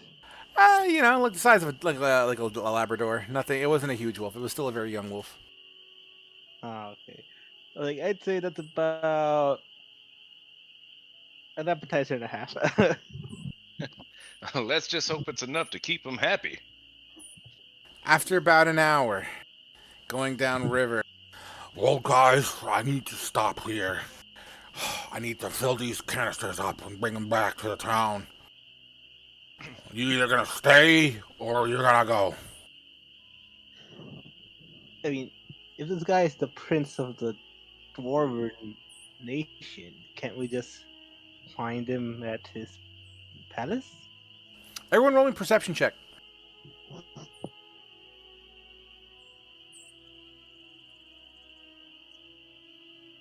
Oh. Jaeger on fucking point again with those perception checks. Who's scanning the riverbeds? You so there's a little bend in the river, and right as the boat master is kind of basically saying, I got a job to do. Basically, like you're gonna fucking dip here and continue searching because I need to get my job done. As you go around the bend here in the river, on the right hand bank, you see a flipped over boat. I pointed out. I go, look over there. Hey, could you No. drop us off over there so we can check that boat out? Like, is that Joffrey's boat? I asked the man if he has thing. He just looks at you like, how the fuck would I know? You said you saw it Hey, earlier. yeah, you saw it. You said you saw it earlier, guy. Yeah, it's got fucking boat. It floats. Like, I don't fucking know what this looks like. Let's just flip the boat over and see who's ain't He crazy. pulls over the boat, puts his flashers on. No, he pulls the boats over. It's shallow enough for you to dip, but he has no anchor, right? So he puts the pole into the water, and the boat kind of pivots on where the pole is, and it's to the point that the man either has to let go of the pole or pull the pole in. Go now before you lose. I jumped off the boat. I as Splash, well. splash. Well, we getting off, mustache? You first. Of course. All right, Raymond, let's go. Splash, Hop off. I completely forgot your dog was still with you. splash, and Remy dog paddles to shallower waters. All right, the I boat flip over master. the boat.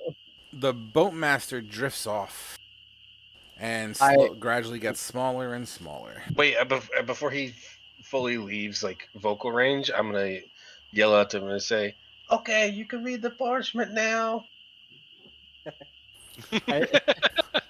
Pineapples, pineapples, pears. What is this? That was beautiful. I'd like to flip over the boat. As you guys are down river from Hagfen, you get to the boat. The boat is kind of tuffed into a little thing of mud. It's flipped over, and some bushes looks like they've been trampled through. In the mud, it appears as if there's some hoof prints. And the only reason why I didn't let you roll for that because they're pretty fresh hoof prints. And if you're allowing me to, since Remy really isn't playable right now, can he pick up the scent of if there's a scent of a dwarf that has the wolf on it? Okay, we'll use your perception because technically your dog's a part of you. For now until I get you a token. I forgot to totally get you a dog token. So let's just go with your perception with advantage.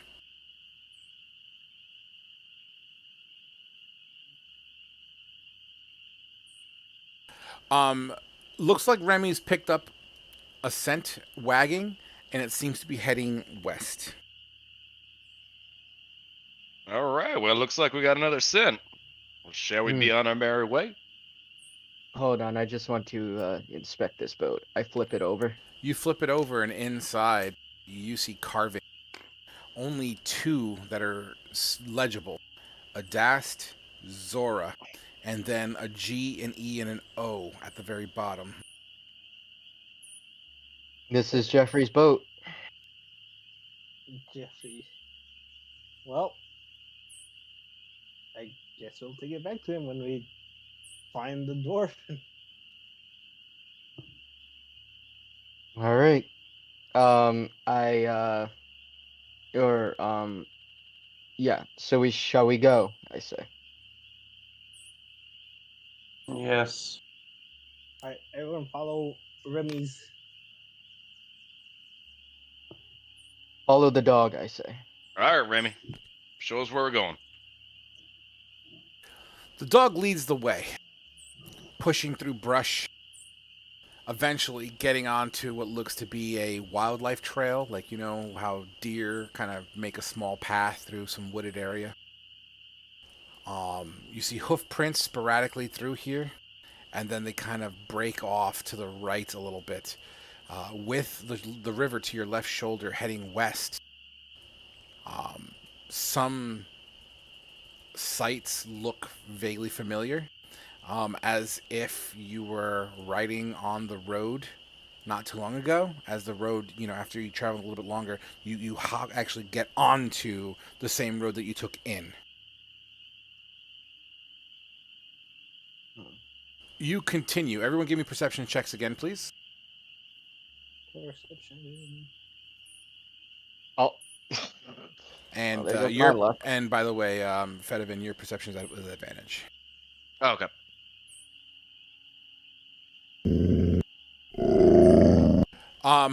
Okay. Sorry, I just scared my fiance. So with, okay, so you guys are in the middle of the road, right? It's wooded, but it's not like dense woods. Fedivin, you see kind of in the high grass to the right. The high grass looks like it's being pushed aside. Being pushed aside. I think we got some company over there. Remy begins to bark. I pull out my rapier. Come on out. As I ready my bow.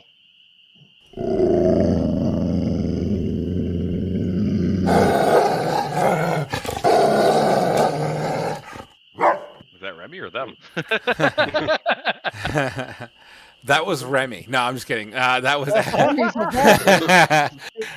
no. That was 100% what you hear in the bushes. As I hear that, can I let out my? Can I use my daunting roar? Yeah. If you want to use a roar, go ahead. We hear a roar. Let's taunt the creature with another roar. Creatures of your choice within 10 feet of you that hear you must succeed on a wisdom saving throw or become frightened of you until the end of your next turn. You roar, but they're not within 10 feet. Go ahead and place your tokens inside the circle, please. All right, until I hit level 3, do you want Remy just to be non-battle? He's not controllable until level 3 then? Yeah, when I become a Beastmaster. Alright, 1 second here. Like, he can be like, I don't know, RP'd and out of combat and whatnot. Remy went to sleep. I'll just tell Remy to get back. He's hiding in the bush somewhere. Well, we'll play it like this for now. I mean, yes, he's not a playable wolf, but he's going to have a stab block for now. Let's just make him a 1 HP creature with an AC of 11. All right, Remy, get back. If that's where. I don't know if Remy's going to hide behind a tree or anything like that, but you could definitely have Remy behind you if you wish. Okay, that works. Plus, I would assume if you get attacked, Remy's probably going to step in. All right, dudes, go ahead and activate your initiatives, please. Yep.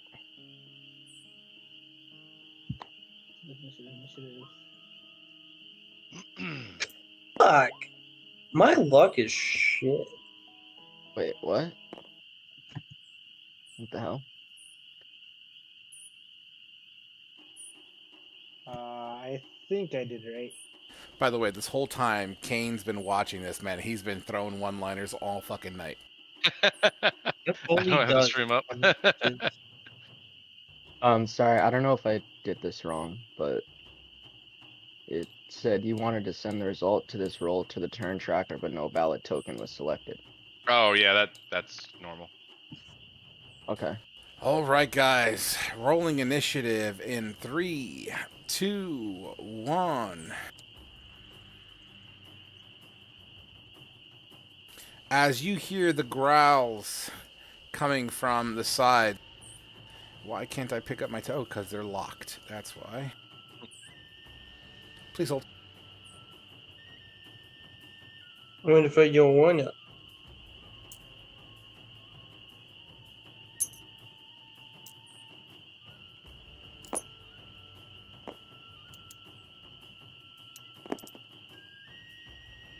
As from the high grass, these 2 dire wolves, and they look a little like this.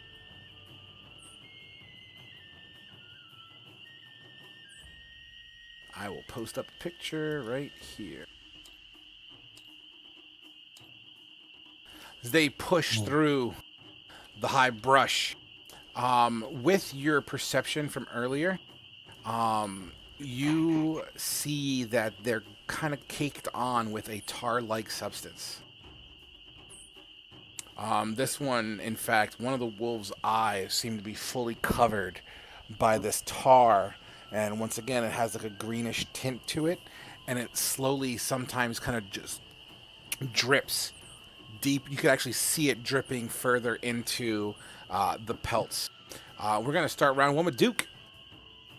So first thing I'm gonna do is, seeing these things, I'm going to go ahead and vicious mockery the dire wolf number 2, Fantastic. and I'm just gonna go down, boy. Stay down. Good. Roll your vicious mockery. That's a what save is that now? A 13 for 2 damage. You say this to the wolf, and all you hear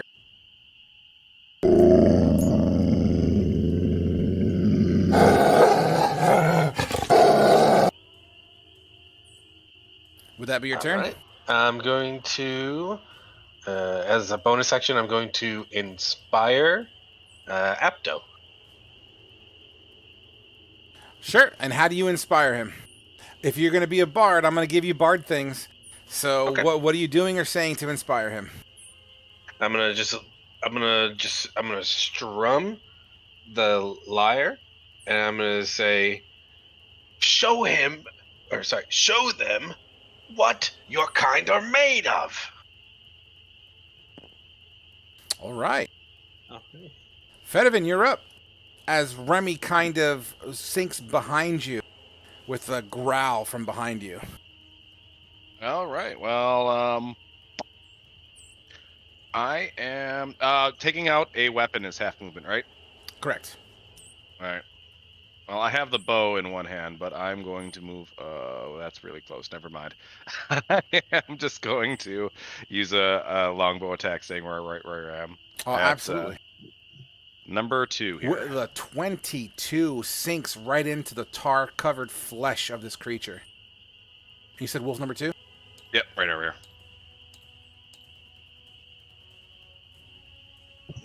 And then me and Remy will back up just a little bit.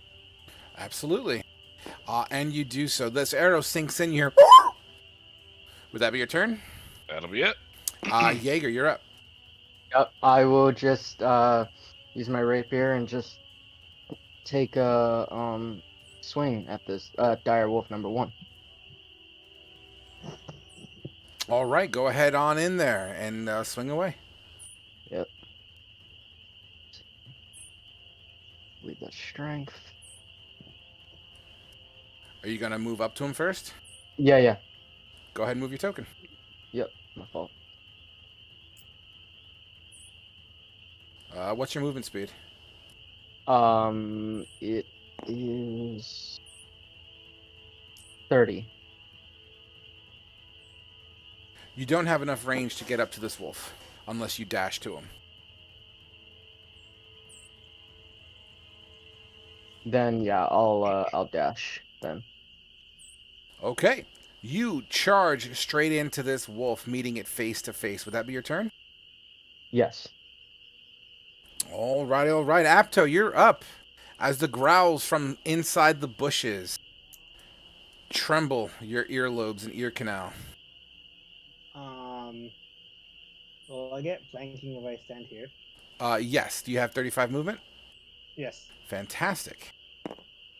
Alright, I'll get up behind the wolf and just die wolf 2, and I'll swing at it with my longsword. Make it happen. Longsword, one-handed. Here we go. 18. With an 18, your longsword slams right into this creature. 6 slashing.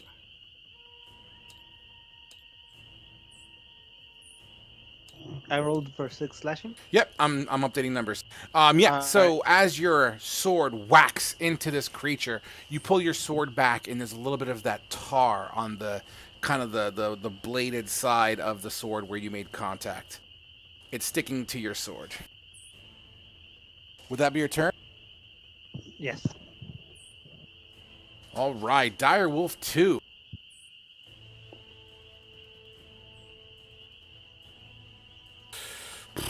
Direwolf 2 is going to... I mean, honestly, it got hit in its back, and it's a fucking beast, and it's just going to spin, and it's going to return the favor on Apto.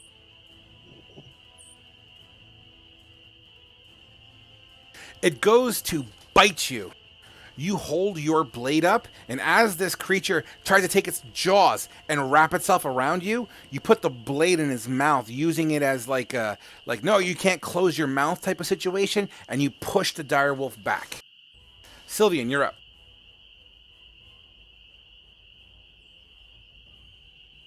Okay.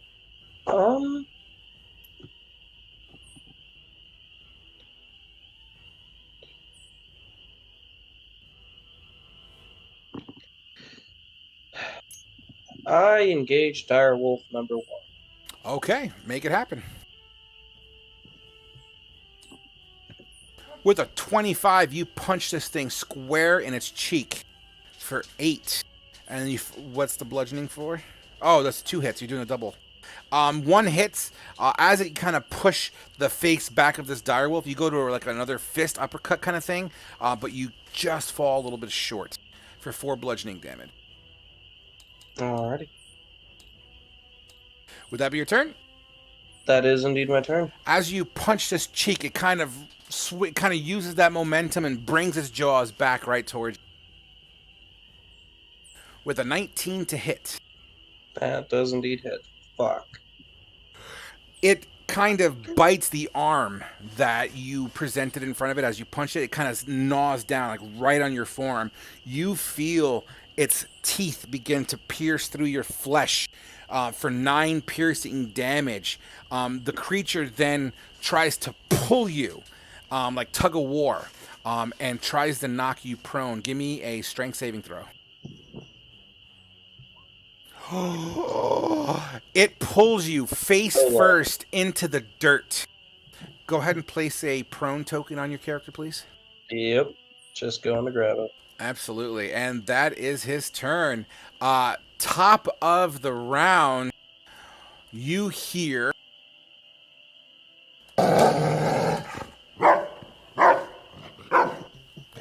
as it seems like it doesn't seem to be coming from the wolves already on the board. It seems to be coming... Fucking A, it's locked again.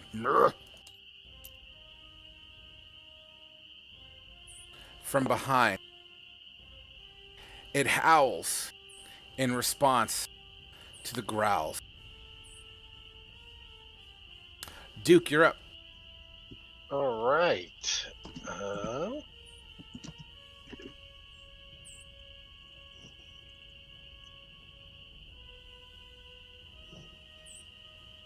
I am going to...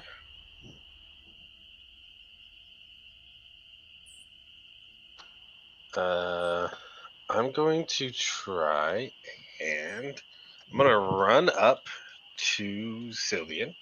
Okay.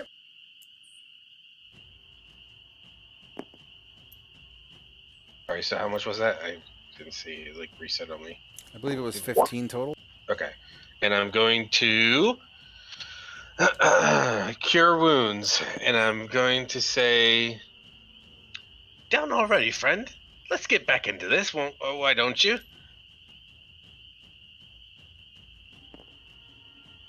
Please don't roll a 1. Oh my Ooh. fucking god, I love you. Nice. Perfect. And I'm going to back up 15. Or wait, so I think I was here, so then I would only be able to go here. Okay. Awesome. Would that be your turn? That would be... I'm going to, as a bonus action, use my last inspiration. And at that comment I made, was the inspiration to Sylvia. Absolutely. So Sylvia now is inspired. Is that correct? Yes. So Apto and Sylvian are inspired. Fantastic. Fedivin. Thank you.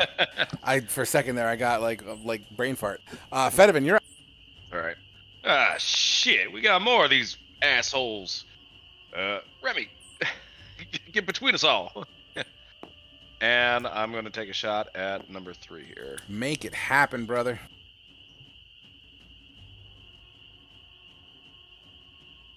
With a 12, your arrow flies just to the left of this creature, glancing through its fur. It glances through its fur, but it seems to be stuck in its fur, in the tar. All right, and question for you, Frog. If I pull out my axe and remain where I'm at, can I ready my offhand for when it comes at me? Or hold it, whatever. Thinking you're holding a bonus action attack. I mean, I don't see why not. You can have an attack. Well, holding an action. You know what? That sounds logical to me. You could drop your bow as a free action, if you wish. Are you dropping your bow? Well, I'm just gonna. Well, you know what? Because the I'm bow gonna is drop... considered a two-handed weapon. Yeah, so I'm gonna drop my bow, and I have 2 hand axes. So I'll do that and just ready one of the axes. I'll give you that. That sounds logical. Okay. And that'll be my turn. Fan-bloody-tastic. Jaeger, you're up.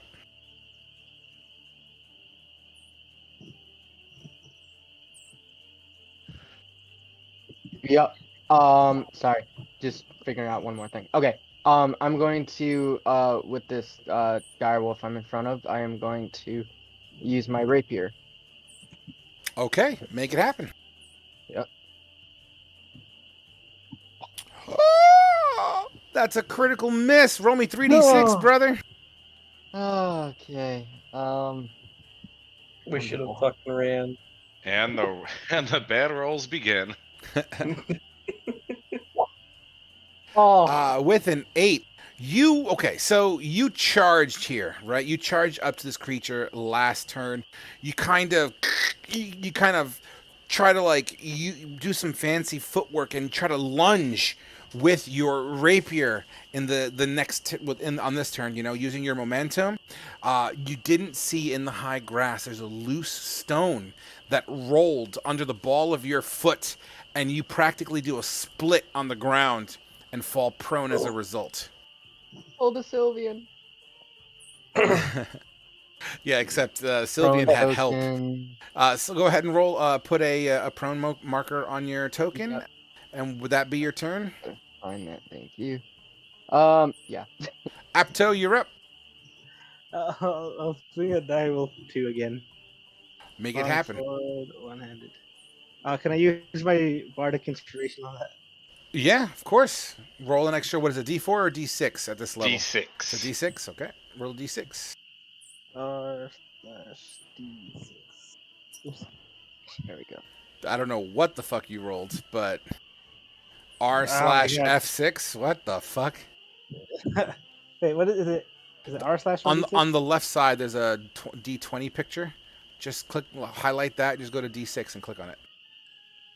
Oh, okay, cool. Okay, 2.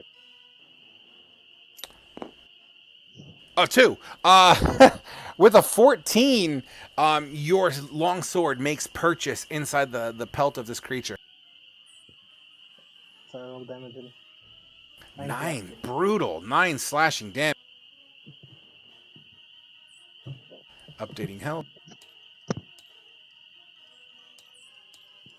Brutal. As you slash through, once again pulling, so you're cutting through tar, and this time you pull out and you see like a crimson red mixed with tar. Would that be your turn? Yes. Direwolf 2 is still very much distracted by you as he also tries to follow up with a 19 to hit. Oh, 19 on 19. That hits, right? Yes, it does. Meet to hit. Meet and beat. This. Go ahead. I'm sorry, someone say something? You said meet and beat, and I said I bet. I'm sorry.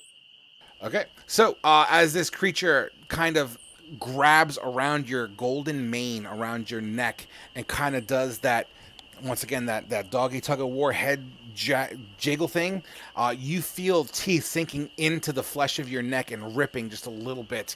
Some of the hair in your mane gets pulled out as well for 10 piercing damage. As this creature tries to, like, pull you down to the floor. Give me a strength saving throw.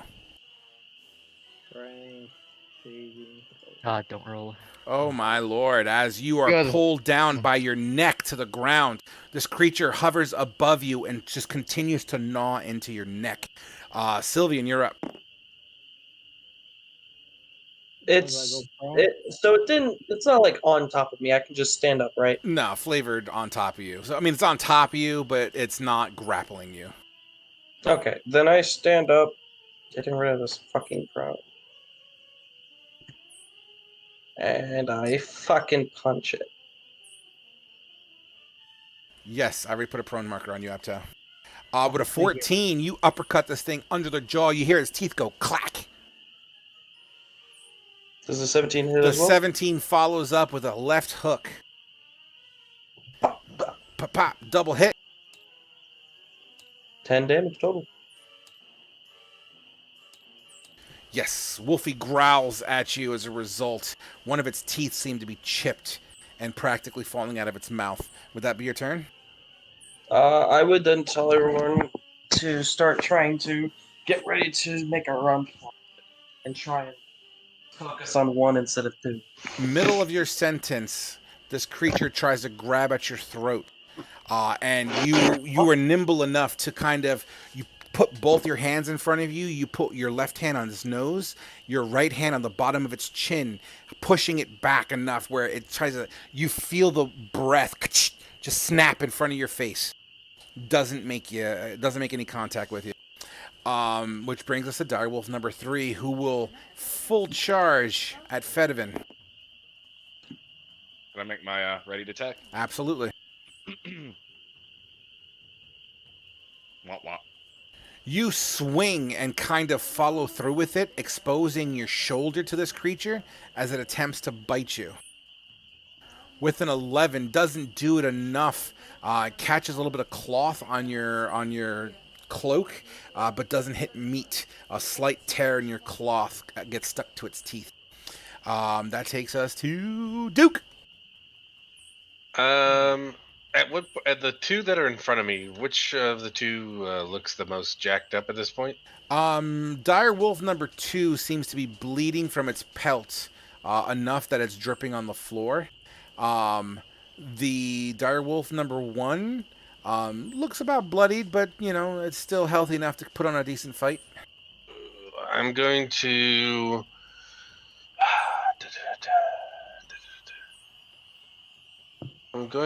dissident whisper the Direwolf 2. Okay, make it. And it's a DC 13 Wisdom. DC 13. What does Dissonant Whispers do? There it is. I got it. Nice. What do you whisper to it? I'm going. It's like you hear a real grovelly. It hears a real grovelly voice, and it says, "I'm going to beat your dead pups and feed them to your relatives." It takes its front paws and starts scratching at its ears. I failed. Roll your damage. It was Oh, it's 11 11. psychic. Yeah. Oh, this creature is like not on the ground, but it's like rubbing its face into the ground right now. And then it immediately use its reaction, if available, to move as far as away as its speed will allow away from me. Is that immediately? Yeah, it says immediately. Oh, wow. Away from you, huh? At its max speed? Give me an attack of opportunity there, Sylvian.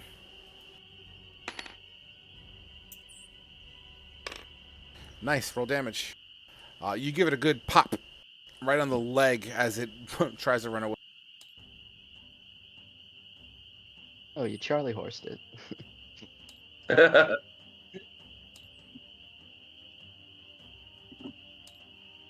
In the distance, you hear...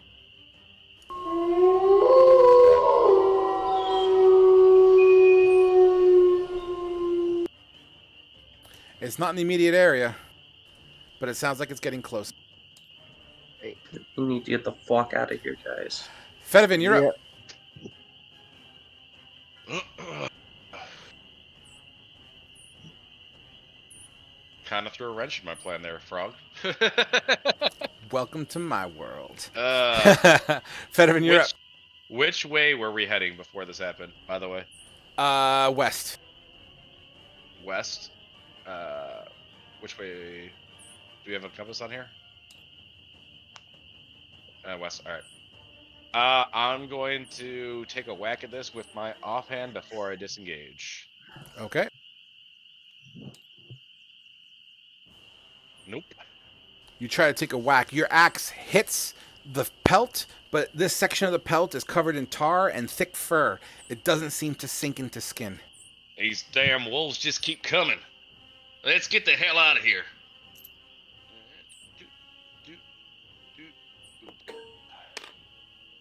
I'm still on the ground. Same. Oh, you know what? Did I drop my bow, Frog? You sure did. Oh, great. Well, never mind. I'm going to pick up my bow and move 15 feet. Absolutely. Boop. Would that be your turn? That'll be it. Jaeger, having All right. slipped on a rock and Yep. split your scaly testicles. Yep. I am to the best of my ability going to try and get up. Yep, you stand up with half your movement. So and then I'm going to try and run away towards Fedivin. You will take an attack of opportunity. You are aware of this. All right, then with my attack, while I'm up, I'll swing with my rapier. Okay. Yep. Just swing away. Swear to God, game. All right. With a 15, your rapier sinks directly through its pelt and dark hide on its hind side. What? I was trying to hit piercing. Sorry. Yeah, that's what it is. No? Am I? You got to click on the word rapier inside chat. Oh, inside. See. Yeah, I'll just hit the. There we go. Nice. 8 piercing as this creature yelps as you feel your blade just kind of sink into with very little resistance. Kind of just sliding into some sort of soft pillow-like feeling on the end of your blade. You pull it back and it trickles blood. And I look at it right in his eyes. I just go, "That's it, bitch." Would that be your turn? Yep. Apto, you're up. I would like to stand up. Absolutely. Go ahead and take the prone token off by clicking on it. All right. Yeah, I gotta do that with mine too. So I have 35 movement. What would half of that go to? 17? I'm sorry, say again? I have 35 movement. Would half of it go to 17? We would round down. I round down on everything. So it would be 15. Oh, 15. Oh, okay. I could see him struggling to click on the prone button. You got to look at it directly straight forward to click on it. Okay. Okay, I'll hit it again. Go ahead. Longsword. With an 11, doesn't do it, as once again you swing Thank you. and you accidentally hit with the blunt side of your blade onto its fur. It kind of smacks into the tar, goes.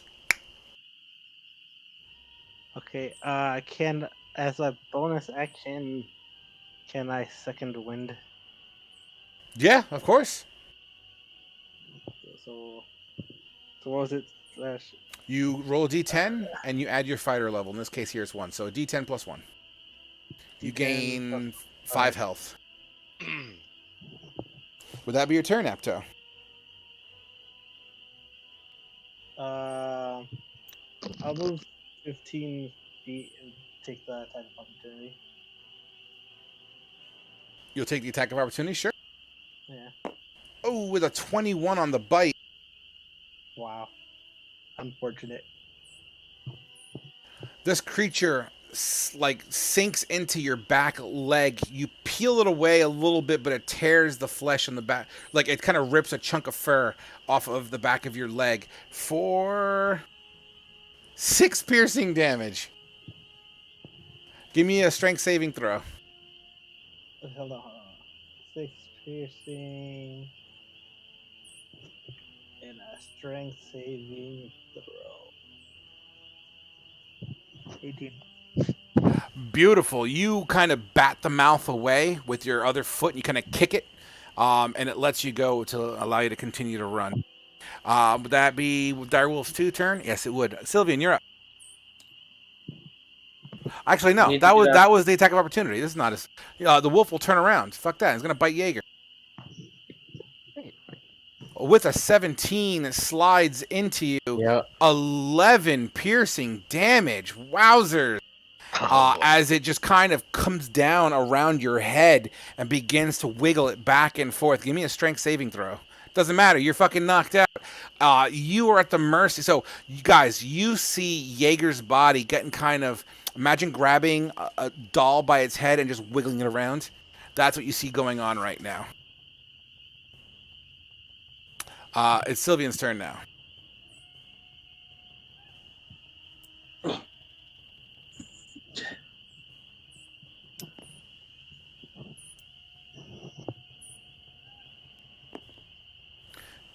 Alrighty, seeing that my compatriot is basically knocked unconscious, I'm gonna try and.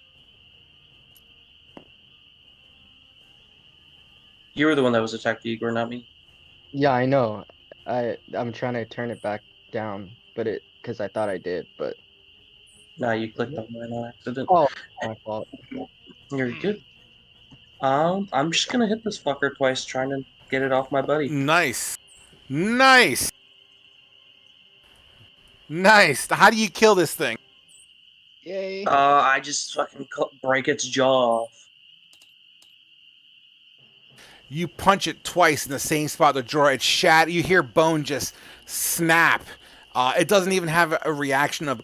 It doesn't even yelp. It just kind of twists and falls.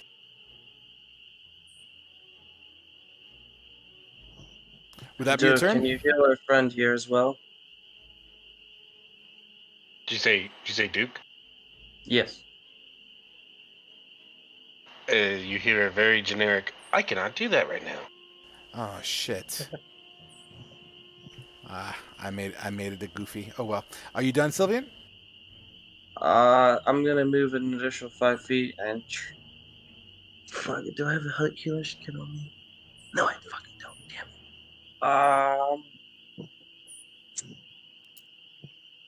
it. Fuck.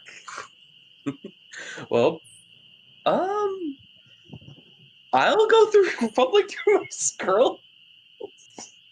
Say what? I'm fumbling through my scrolls trying to find how to heal this dude. Okay. That's your turn. How long does the Dissonant Whispers last for? Can you imagine? Uh, I just think of it as like one of those movies where he's like pulling out every skull, throwing it on the floor. He's like, where is it this? doesn't I know I say. have it. It just says One action. Yeah, so it's just one action, and Okay, then cool. and then So it then just Hold the phone. Direwolf would use its turns to get back on the board.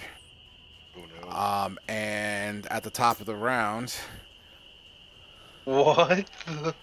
Oh my lord.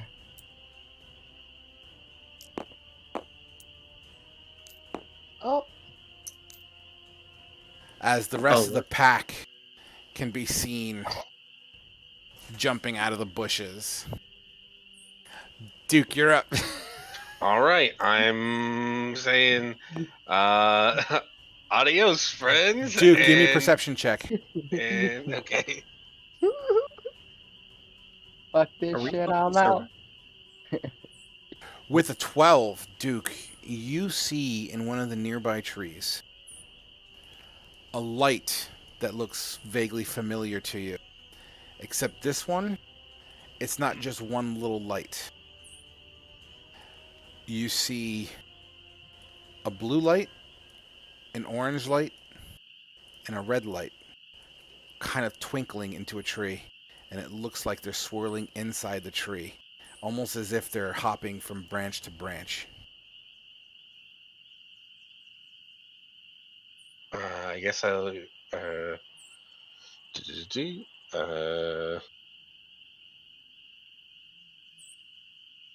I mean, in my turn, do you want me to roll like a history check to see if I know what this is? I mean, if you want to, that will take Or your action. I'm giving you yeah, the free perception. So however you want to, you do what you want to do with the information given to you. is it? God, I mean, I don't know. Does it seem like it's a threatening manner? Is that how I perceive it? Do I perceive it in a threatening manner, or is You it? perceive it as at the moment you see twinkling lights inside of a tree. All right, so yeah, so I guess I'm just gonna move my. Oh, God dang it! Right there, and I'm going to cast vicious mockery at this at Direwolf 3. Sure. Is that another wisdom save? Yes, of a 13. With a fail. If it fails, it takes 1d4, which is 1 damage, and it will have disadvantage on the next attack roll it makes before the end of its next turn. Absolutely. Fedivin, you're up. Ugh, God. I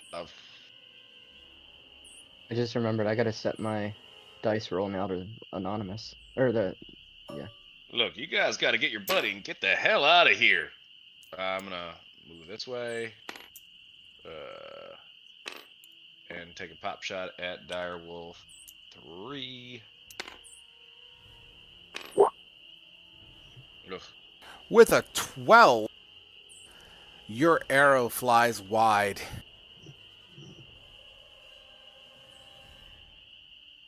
Would that be your turn? Yep, that'll be my. All right, Jaeger, you're up. All right. Give me that death save, buddy. Yep. I just putting it on whisper right now. All right. Here we go. Beautiful. Thank you. That takes us to Aptow. Alright, cool. Let's see. Oh shit. 25 out of 35. Would it be an action to grab Yegor? Absolutely, it would be. So basically, how that works as far as rules is written, it's basically a willing grapple because he can't defend himself because he's passed out. So he would automatically fail his grapple check. And as a grapple happens, you can move half your speed while pulling, dragging, or pushing someone. Okay, so I already moved 25 feet. If I grab him, will I only be able to move? I'll give you 1 square. Okay, I'll take it. Okay. I don't know how to move him with me. No, I can move wherever you're gonna go. Yeah. I mean, I was just Alright, gonna. let's go. Let's go. You squat down and take your paws and kind of find a pulling point maybe on his armor where you start dragging him towards you. Are you having difficulty placing Jaeger down? Me? No, I was just waiting for where he was gonna go. I believe he wanted you to go in that square. Is that correct? Yeah. Okay. All right. That takes us to Sylvian. Um,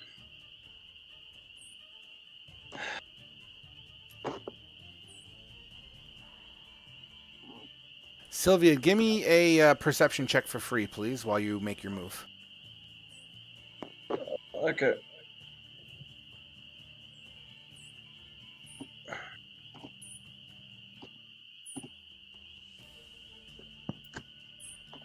What did you roll? I can't see it.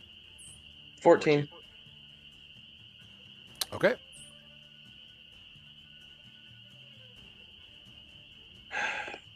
Fuck it. Can you see me? Do I do this? Hello? I'm gonna hold my movement to follow Apto, and then hold my action to fight off whatever wolf comes closest to them. Okay. You said you're holding an action? Yep, my action is to follow Apto, and anything that comes near besides us, I fucking punch it. Okay.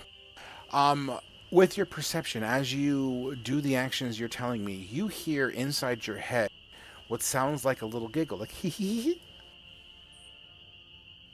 Fucking pixies. Anyways, Would that be your turn? yeah. Wolf number 1 takes a low stance and growls, gives one more good howl.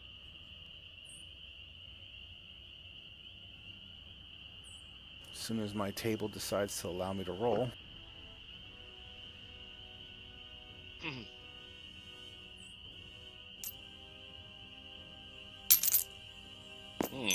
What? Oh my god. Just listen to Steven. Mhm. Listen, you said run, but like only one turn before the other group showed up. All these creatures clearly engulf you. They clearly are around you as they're popping out of bushes and responding to howls and yips. They all growl, very menacingly, and it looks like they're getting ready to attack. The lights in the tree begin to glow. Very, very bright. Red, green, blue, orange, yellow. They begin to spin around you as if they were flying around you in circles and circles and circles, and they get so fast around you that they start to turn into like they start having tails, you know what I mean, like a shooting star of sorts, as they continue to spin around you. Each one of you hears a giggle, and some of you hear the whisper, "Would you like us to help you? Would you help Fuck us?" you. If it gets us out of here, yes. Yeah, I'll do anything to save my ass and my dogs. As these creatures begin to swirl around you, they start to radiate a very bright light. And just before all of you black out, you see this like nova of light, of colorful rainbow-like light, blast through this entire area. And right before you pass out, you see dire wolves practically turning to dust. And you all black out. Jesus Christ. Hell no. Oh shit. Give me a second while I set the board up. What did we just agree to, fellas? Well, they're Fae, so Yeah, well, my thinking is, hey, yeah, anything to help me. Yeah, not my friends, me and my dog. I mean, you're not really my friends yet, are you? You all accuse me of helping a murderer or being a I murderer. didn't accuse. No, I didn't accuse anything. Yeah, I guess I'm the only one that's accusing you of working for the murderer. My friends here think that you're just a happy-go-lucky guy. he's just a dude caught at the wrong time at the wrong place. Hey, we're mercenaries. Are we supposed to get Homie, wait a emotional minute. there? The fuck? Are we at the Yggdrasil or something? That's fucking cool. Let me kill the music real quick. I'm going to go ahead and spread you guys out a little bit here.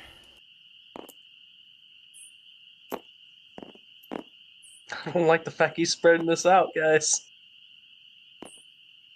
No, I'm on the ground, so. You open your eyes almost all at the same time, including you, Jaeger. Oh, really? Okay. And actually, Remy is not here for this. So, Huh? you all wake up. Everything around you is black. It's almost space-like. The air temperature here is like, it's between uncomfortable and comfortable. You feel lightheaded. You feel strange. Your bodies buzz slightly. Not like a drunk buzz, but you know that I'm drunk feeling? You know, where you get a little happy? Yeah. Oh, hell yeah. You feel almost like you cannot move. And then you guys are magically pushed to your feet, standing up straight. You see a tree, a gigantic tree in front of you. Inside the tree, jumping from branch to branch, are little orbs of light. 5 to be exact. A red one, a blue one, a yellow one, a green one, and an orange one. You said you would help us. You guys try to move. You're unable to move. Only thing you can move is your mouth. What do you need help with? To push back the curse. And every time you hear these voices, you don't hear them audibly. They're kind of in your head. On top of that, the tree lights with every syllable. You know, like a microphone gain. You know, it goes up. It kind of the tree radiates, and every syllable that it radiates, it changes to a different color. We helped you. Now you must help us. What curse? Do you mean that black gunk that was on the wolves? Yes. It is evil. Its What is source. Its source deep and foul. It's strangling us.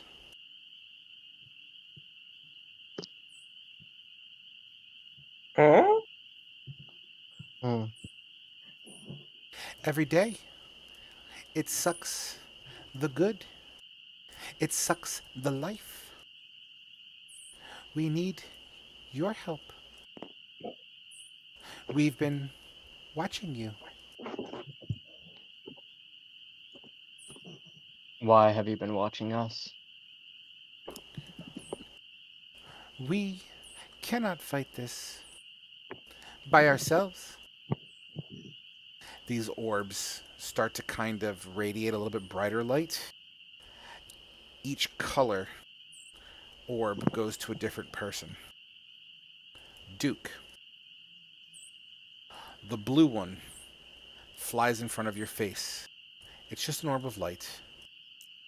Give me a perception check. 11. You see wings fluttering, but no body. Just a bright light of blue in front of your face. Fedivin. Yes. The orange one heads to you in front of your face. Give me a perception check.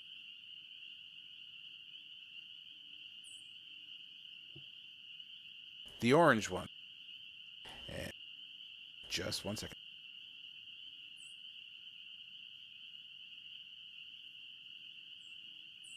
One moment here. I'm just writing something down real quick. Sorry. The orange one, you kind of squint your eyes a little bit. You see wings, black hair, a small eye patch on a flying little creature. Apta, Yeah. the yellow one, goes to you. Perception check. Long blonde hair, wings, skinny legs, a tiny, tiny, teeny, tiny dagger in her hand. Sylvian.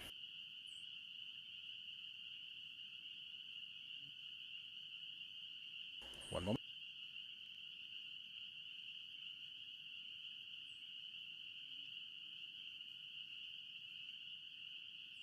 Okay. Sylvian, Yes. the red one, flies straight to you, right in front of your face. Bright. Make a perception check. 18. Red hair. Has a what looks to be like a scale armor on it, but it seems to be made of like I don't know, but based on what you're looking at through the red light, maybe pieces of like shells of sunflower seeds and shit. It has red patches of not flowers, but like leaves, like fallen leaves, kind of wrapped around its legs for pants. Wings. These wings are bold. Jaeger, Yes. the green one, flies in front of your face. Perception check.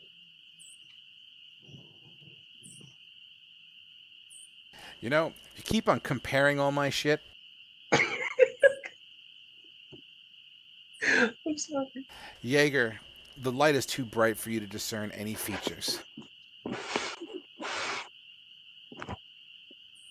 All right.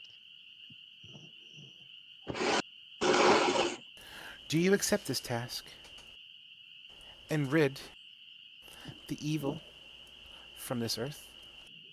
Save the innocence that thrives in the light?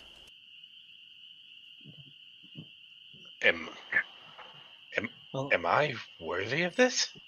As Duke asks. Do you doubt your ability? I doubt my character.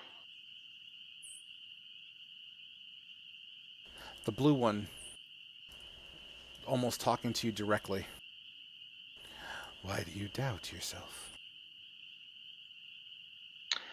I've turned my back on those close to me throughout my life. I've abandoned everyone I've ever loved. I've swindled and stolen.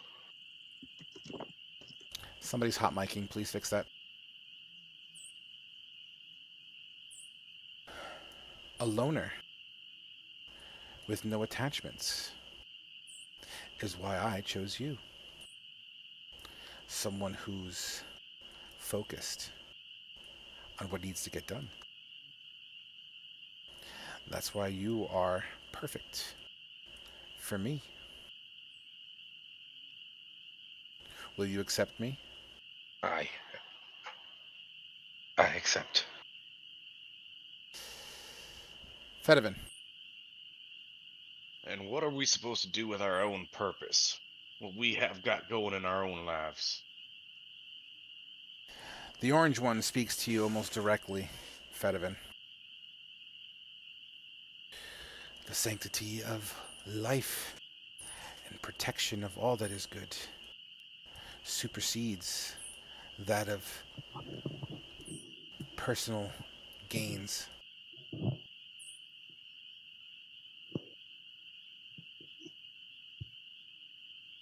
Are you supposed to bring my mom and sister back?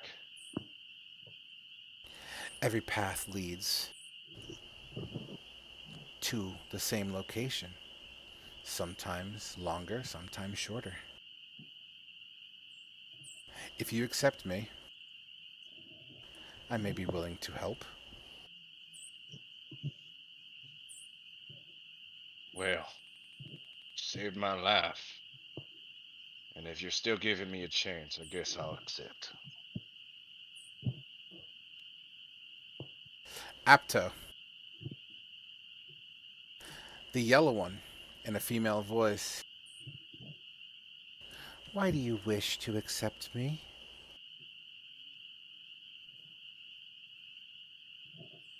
Like, I help those in need the same way you helped us in need. And that's why you're perfect for me. Together, we may do more than we would as individuals. Accept me now, and your life will change. I accept. Sylvian, the red one. What makes you think you're worthy of me?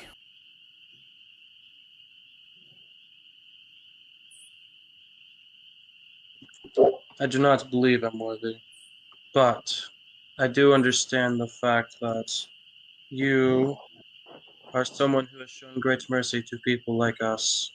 People who, in my opinion, barely even knew of your existence. And I don't know if you'll ever accept me, or if you'll ever find me worthy. But I do swear on everything I stand for that you have shown me something that I must repay till the day I die. And so I shall follow you till the end of the earth, repaying your mercy you have shown me. And if that means having to kill the things and get rid of the things that are harming innocence, as that is the path I will walk anyways, I shall do so. Unlocking your inner fire is something I could absolutely assist with. Together, we will burn our enemies. Sounds like fun. Jaeger, Yes. the green one, in kind of a giddy female voice. I Do say, like it's a girl. I saved you. It, yes, and I greatly appreciate I was very close to death. You must owe me one. How can I owe you one if I cannot see my rescuer?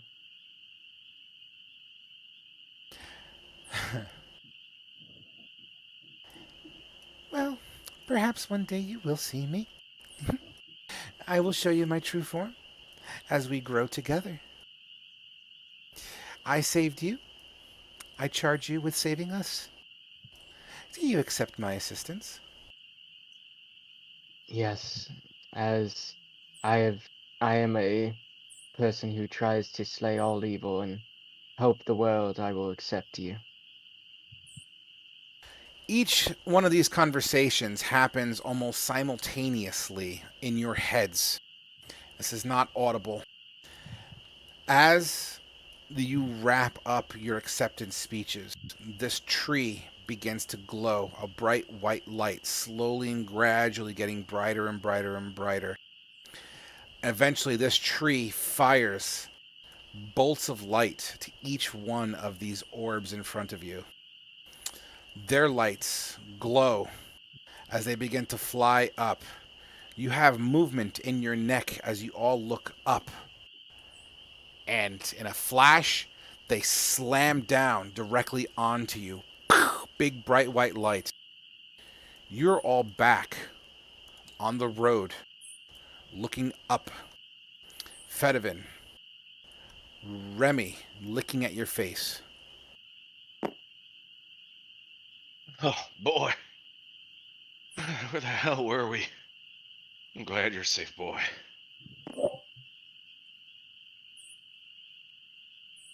He continues to lick your face. The time is now almost nighttime. He's gonna look around. Does he see everybody else real quick? As you look around, you see all your cohorts coming to. But the one thing Fedivin, you look as you're looking left and right. You look right, you see, Sylvian and Jaeger, and you Am see I unconscious Apto. again? Or No, you're at 1 HP at least. okay.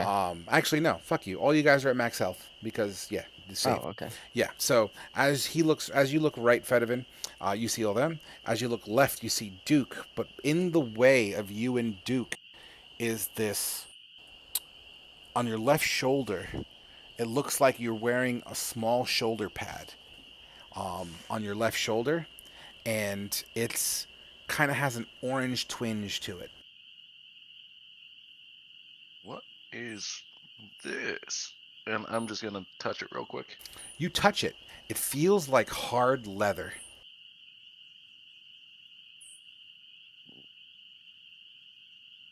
Is it like warm to the touch, or is it just like clothing? It's about your body temperature. Oh, weird. I'm gonna look at, I guess, Duke and see if he has one on his shoulder. Sorry, I'm taking real time notes as we're doing this. Okay. You look at Duke. Duke, you're kind of waking up. Oh, oh God, that was something. Fedivin calls out to you and like, Duke, you alright? Something to that akin. You look to your right, and on your shoulder looks like a small right shoulder pad.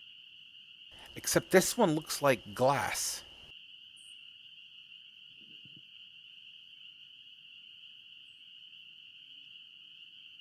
Oh, this is something. I'm sorry, I was writing notes down. That's all. It's okay. You have like what looks like a glass shoulder pad on your right shoulder, a small one. It's not very large. It's tiny, like the size of your fist. And is it see through? It's kind of iridescent, almost like looking through a frozen block of ice. But that, like, how you distill the ice first, so to get all the bubbles out of it, like that clear, glassy kind of look. Okay, I'm gonna just kind of like move, like rotate my shoulder, just like kind of like if you have my camera on. It bends with your shoulder contours. What? Do you see this?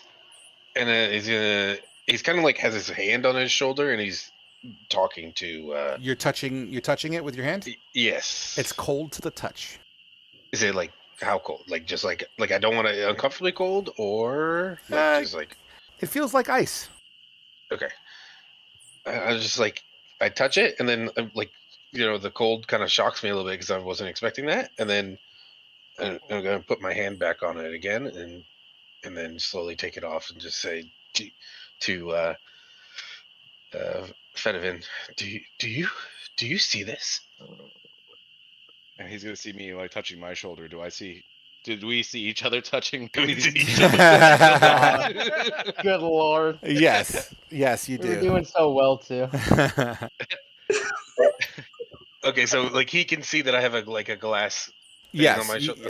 And you see a leather binding on his shoulder, except one piece of detail I didn't mention about your shoulder, Mr. Fedivin, is that even though it feels of hard leather, like really hard leather, it has the contours as if it was like chiseled out of rock or something.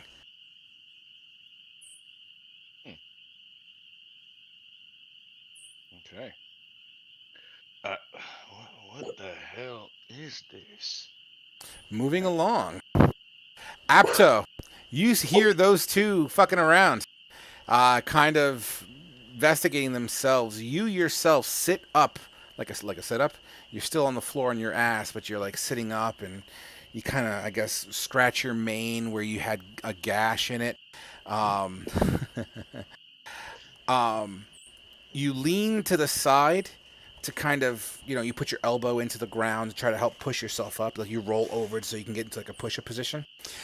But as your left elbow hits the ground, you notice that it looks like you're wearing an elbow pad. This elbow Like, pad is yellow in texture and color, not bright yellow. It's like a subtle fall foliage, yellow leaf kind of a yellow. And it has like it feels as if it's made out of old school pulp and paper, like thick old school paper book kind of thing. It's a really tough surface. we're like, oh, what the hell? I guess that's their sign that they're with us. If you wish to touch it, you can as well. Oh, I'm sorry. Yeah, I'm like just feeling it out. See, You like, what squeeze it a the little bit and you bend your elbow and it bends with the contours of your elbow. So it doesn't fold, it doesn't bump or ripple. You try to grab it and like kind of pull on it, and it doesn't leave your skin. In fact, it's almost as if it was grafted onto your skin with no fur. This paper like feeling. Oh, that's weird. I just Sylvian. get my Oh, go ahead. What the? like, No, go ahead. I just get my claw and like a little scratch. Just see what happens. You scratch across it, it peels away like a layer of the pulp, and then it rebinds itself. Freaky. That's so cool. Sil- Badass. Sylvian. So, where are you? There you are. Sylvian, as you come to, you yourself sit up as well. You take a deep breath in and you kind of rub your face with your right hand. Hold, please.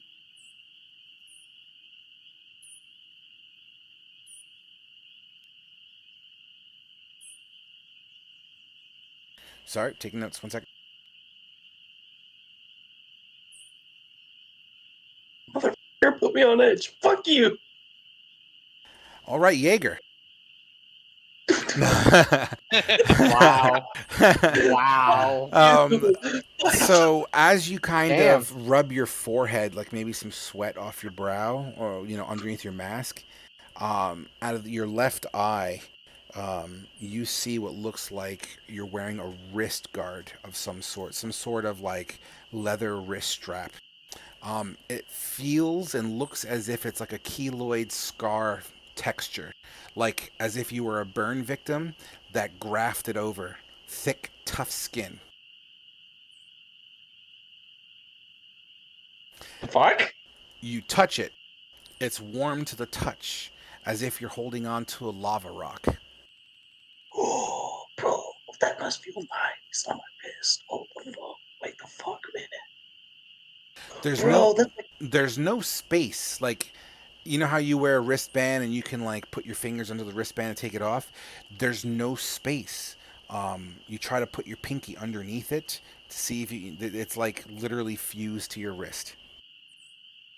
this is cool as fuck. By far the coolest thing I've ever seen. Okay. Sorry. Masseuse in me is creep mugging out. I'm just You're breaking up. What was the last sentence? gonna. My IRL masseuse me is breaking out, so I'm just gonna mute myself. Okay. Moving on to Jaeger. Yes. Oh, Jaeger. I was virtually dead. You're no longer dead. You hear in your head. Don't make a joke, man. Oh, I'm glad. I feel happier now. You should. And might I add, you look quite fashionable. You touch your forehead, Oh. and what is almost made, or at least what almost looks like, it's the best way to look at it. Imagine Headband? like a thick moss, right? Like a thick moss, but this Okay. moss feels like it's stone as it encapsulates your entire forehead and wraps around to the back of your head like you're wearing a headband. and it has like textures and contours of like moss. Like it looks like moss, but it feels a stone, and in the middle of your forehead looks like a green jade. I reach for my head and rub it and see what's going on. You rub it, and it doesn't seem to move. I try and I go like front and back, feeling it. Yep, it feels all the way around connected. I turn to everyone. I go, look at my new hat. His IQ points may have went down a little bit ever since his last death. I go, guys, I got a headband. I've always wanted a headband. At this point, you all are in open dialogue with each other.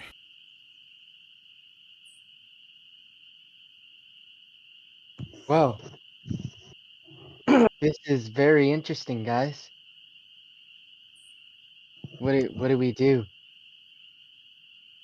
Well, I guess we gotta find out a way to destroy the black gunk. Yes, those wolves before we were devoured and saved by whoever these lights were. The one that I have sounded very cute. Mine reminded me of my old master. All of you in your heads at the same time, and these new appendages that you have radiate at the exact same time. And they say, now don't forget why you have our power. And that's where we're going to end our session tonight, guys. Okay. Oh my god, dude. I'm pretty sure. First of all, Yeah. fuck you, Frog. Fuck I'm pretty you. sure Sylvian had a moment of orgasming. Yeah, it sounded like it. He's like, Fuck oh my god. Frog, I Yes. would be lying if I didn't tell you I had goosebumps while I was RPing with my pixie. Oh, yeah? Oh my god, dude. That was insane. Yeah. Yeah. I mean, I didn't know where I was going to go with mine, but I mean, I'm happy where it landed. I figured it out, guys. He did it so we can't fight over who gets what color anymore. Well, I hope you guys hold on. enjoyed. Fuck you. I know one person who did. As you were describing the thing on the elbow, like I actually reached out to my actual elbow to feel for it. Awesome. Wow, guys, you flatter me. Thank you. Awesome, guys. Yeah, good sesh. A lot of RP tonight. A lot of story elements. Yeah. Today was a big night. Wrote I down guess as many notes as now I could to keep up to. you know why we call it the Fey Touched. Yes. Homie, fuck you. That's all I can say. I But still got goosebumps. so, I'm still shaking them off, man. I still got goosebumps. awesome, guys. I'm happy you enjoyed that. Cool, man. That's cool. Thank you. I appreciate you all, man. Nevertheless, that is where we're going to end our session tonight. Yeah, guys. So, outside of the announcements from earlier, I can't think of anything else to add. Good sesh, guys. A little bit of a murder mystery there, it turned into, it seems. So that was kind of cool. Yeah. It's like we've completely abandoned that and been like, okay, now we're just gonna go here. Well, Wait. with great power comes great responsibility. I'm a laugh because we're gonna go back to town. Jeffrey is gonna be like, you guys got my boat back? Listen, I always don't take know the if going back to town's a safe option with Sylvian running around saying, "I'll take the blame for this murder." Yeah. Well, fuck, not anymore. We gotta figure out how to deal with the political situation about this. So quick question for you. How'd you guys feel about the pack of dire wolves? I honestly believed that you were about to kill us. Like, I was just like, well, this wasn't how the story was supposed to go. So I honestly believe like this was like we took a wrong turn, and we weren't like maybe we weren't supposed to follow the dwarf, and this was your like, all right, you better run. And then I saw the rest of them, and I was like, we took too long. Way back. Yeah, I literally thought you were waiting for a Duke to like trigger something, so I'm just like, Well, he just I feels- like okay. So out of character, and let me kill the stream real quick. Hold on one second, because the stream doesn't need to hear all this stuff. Kane, thanks for watching. Pretty much the majority of this session. I'll talk to you tomorrow, buddy. Bye, Kate.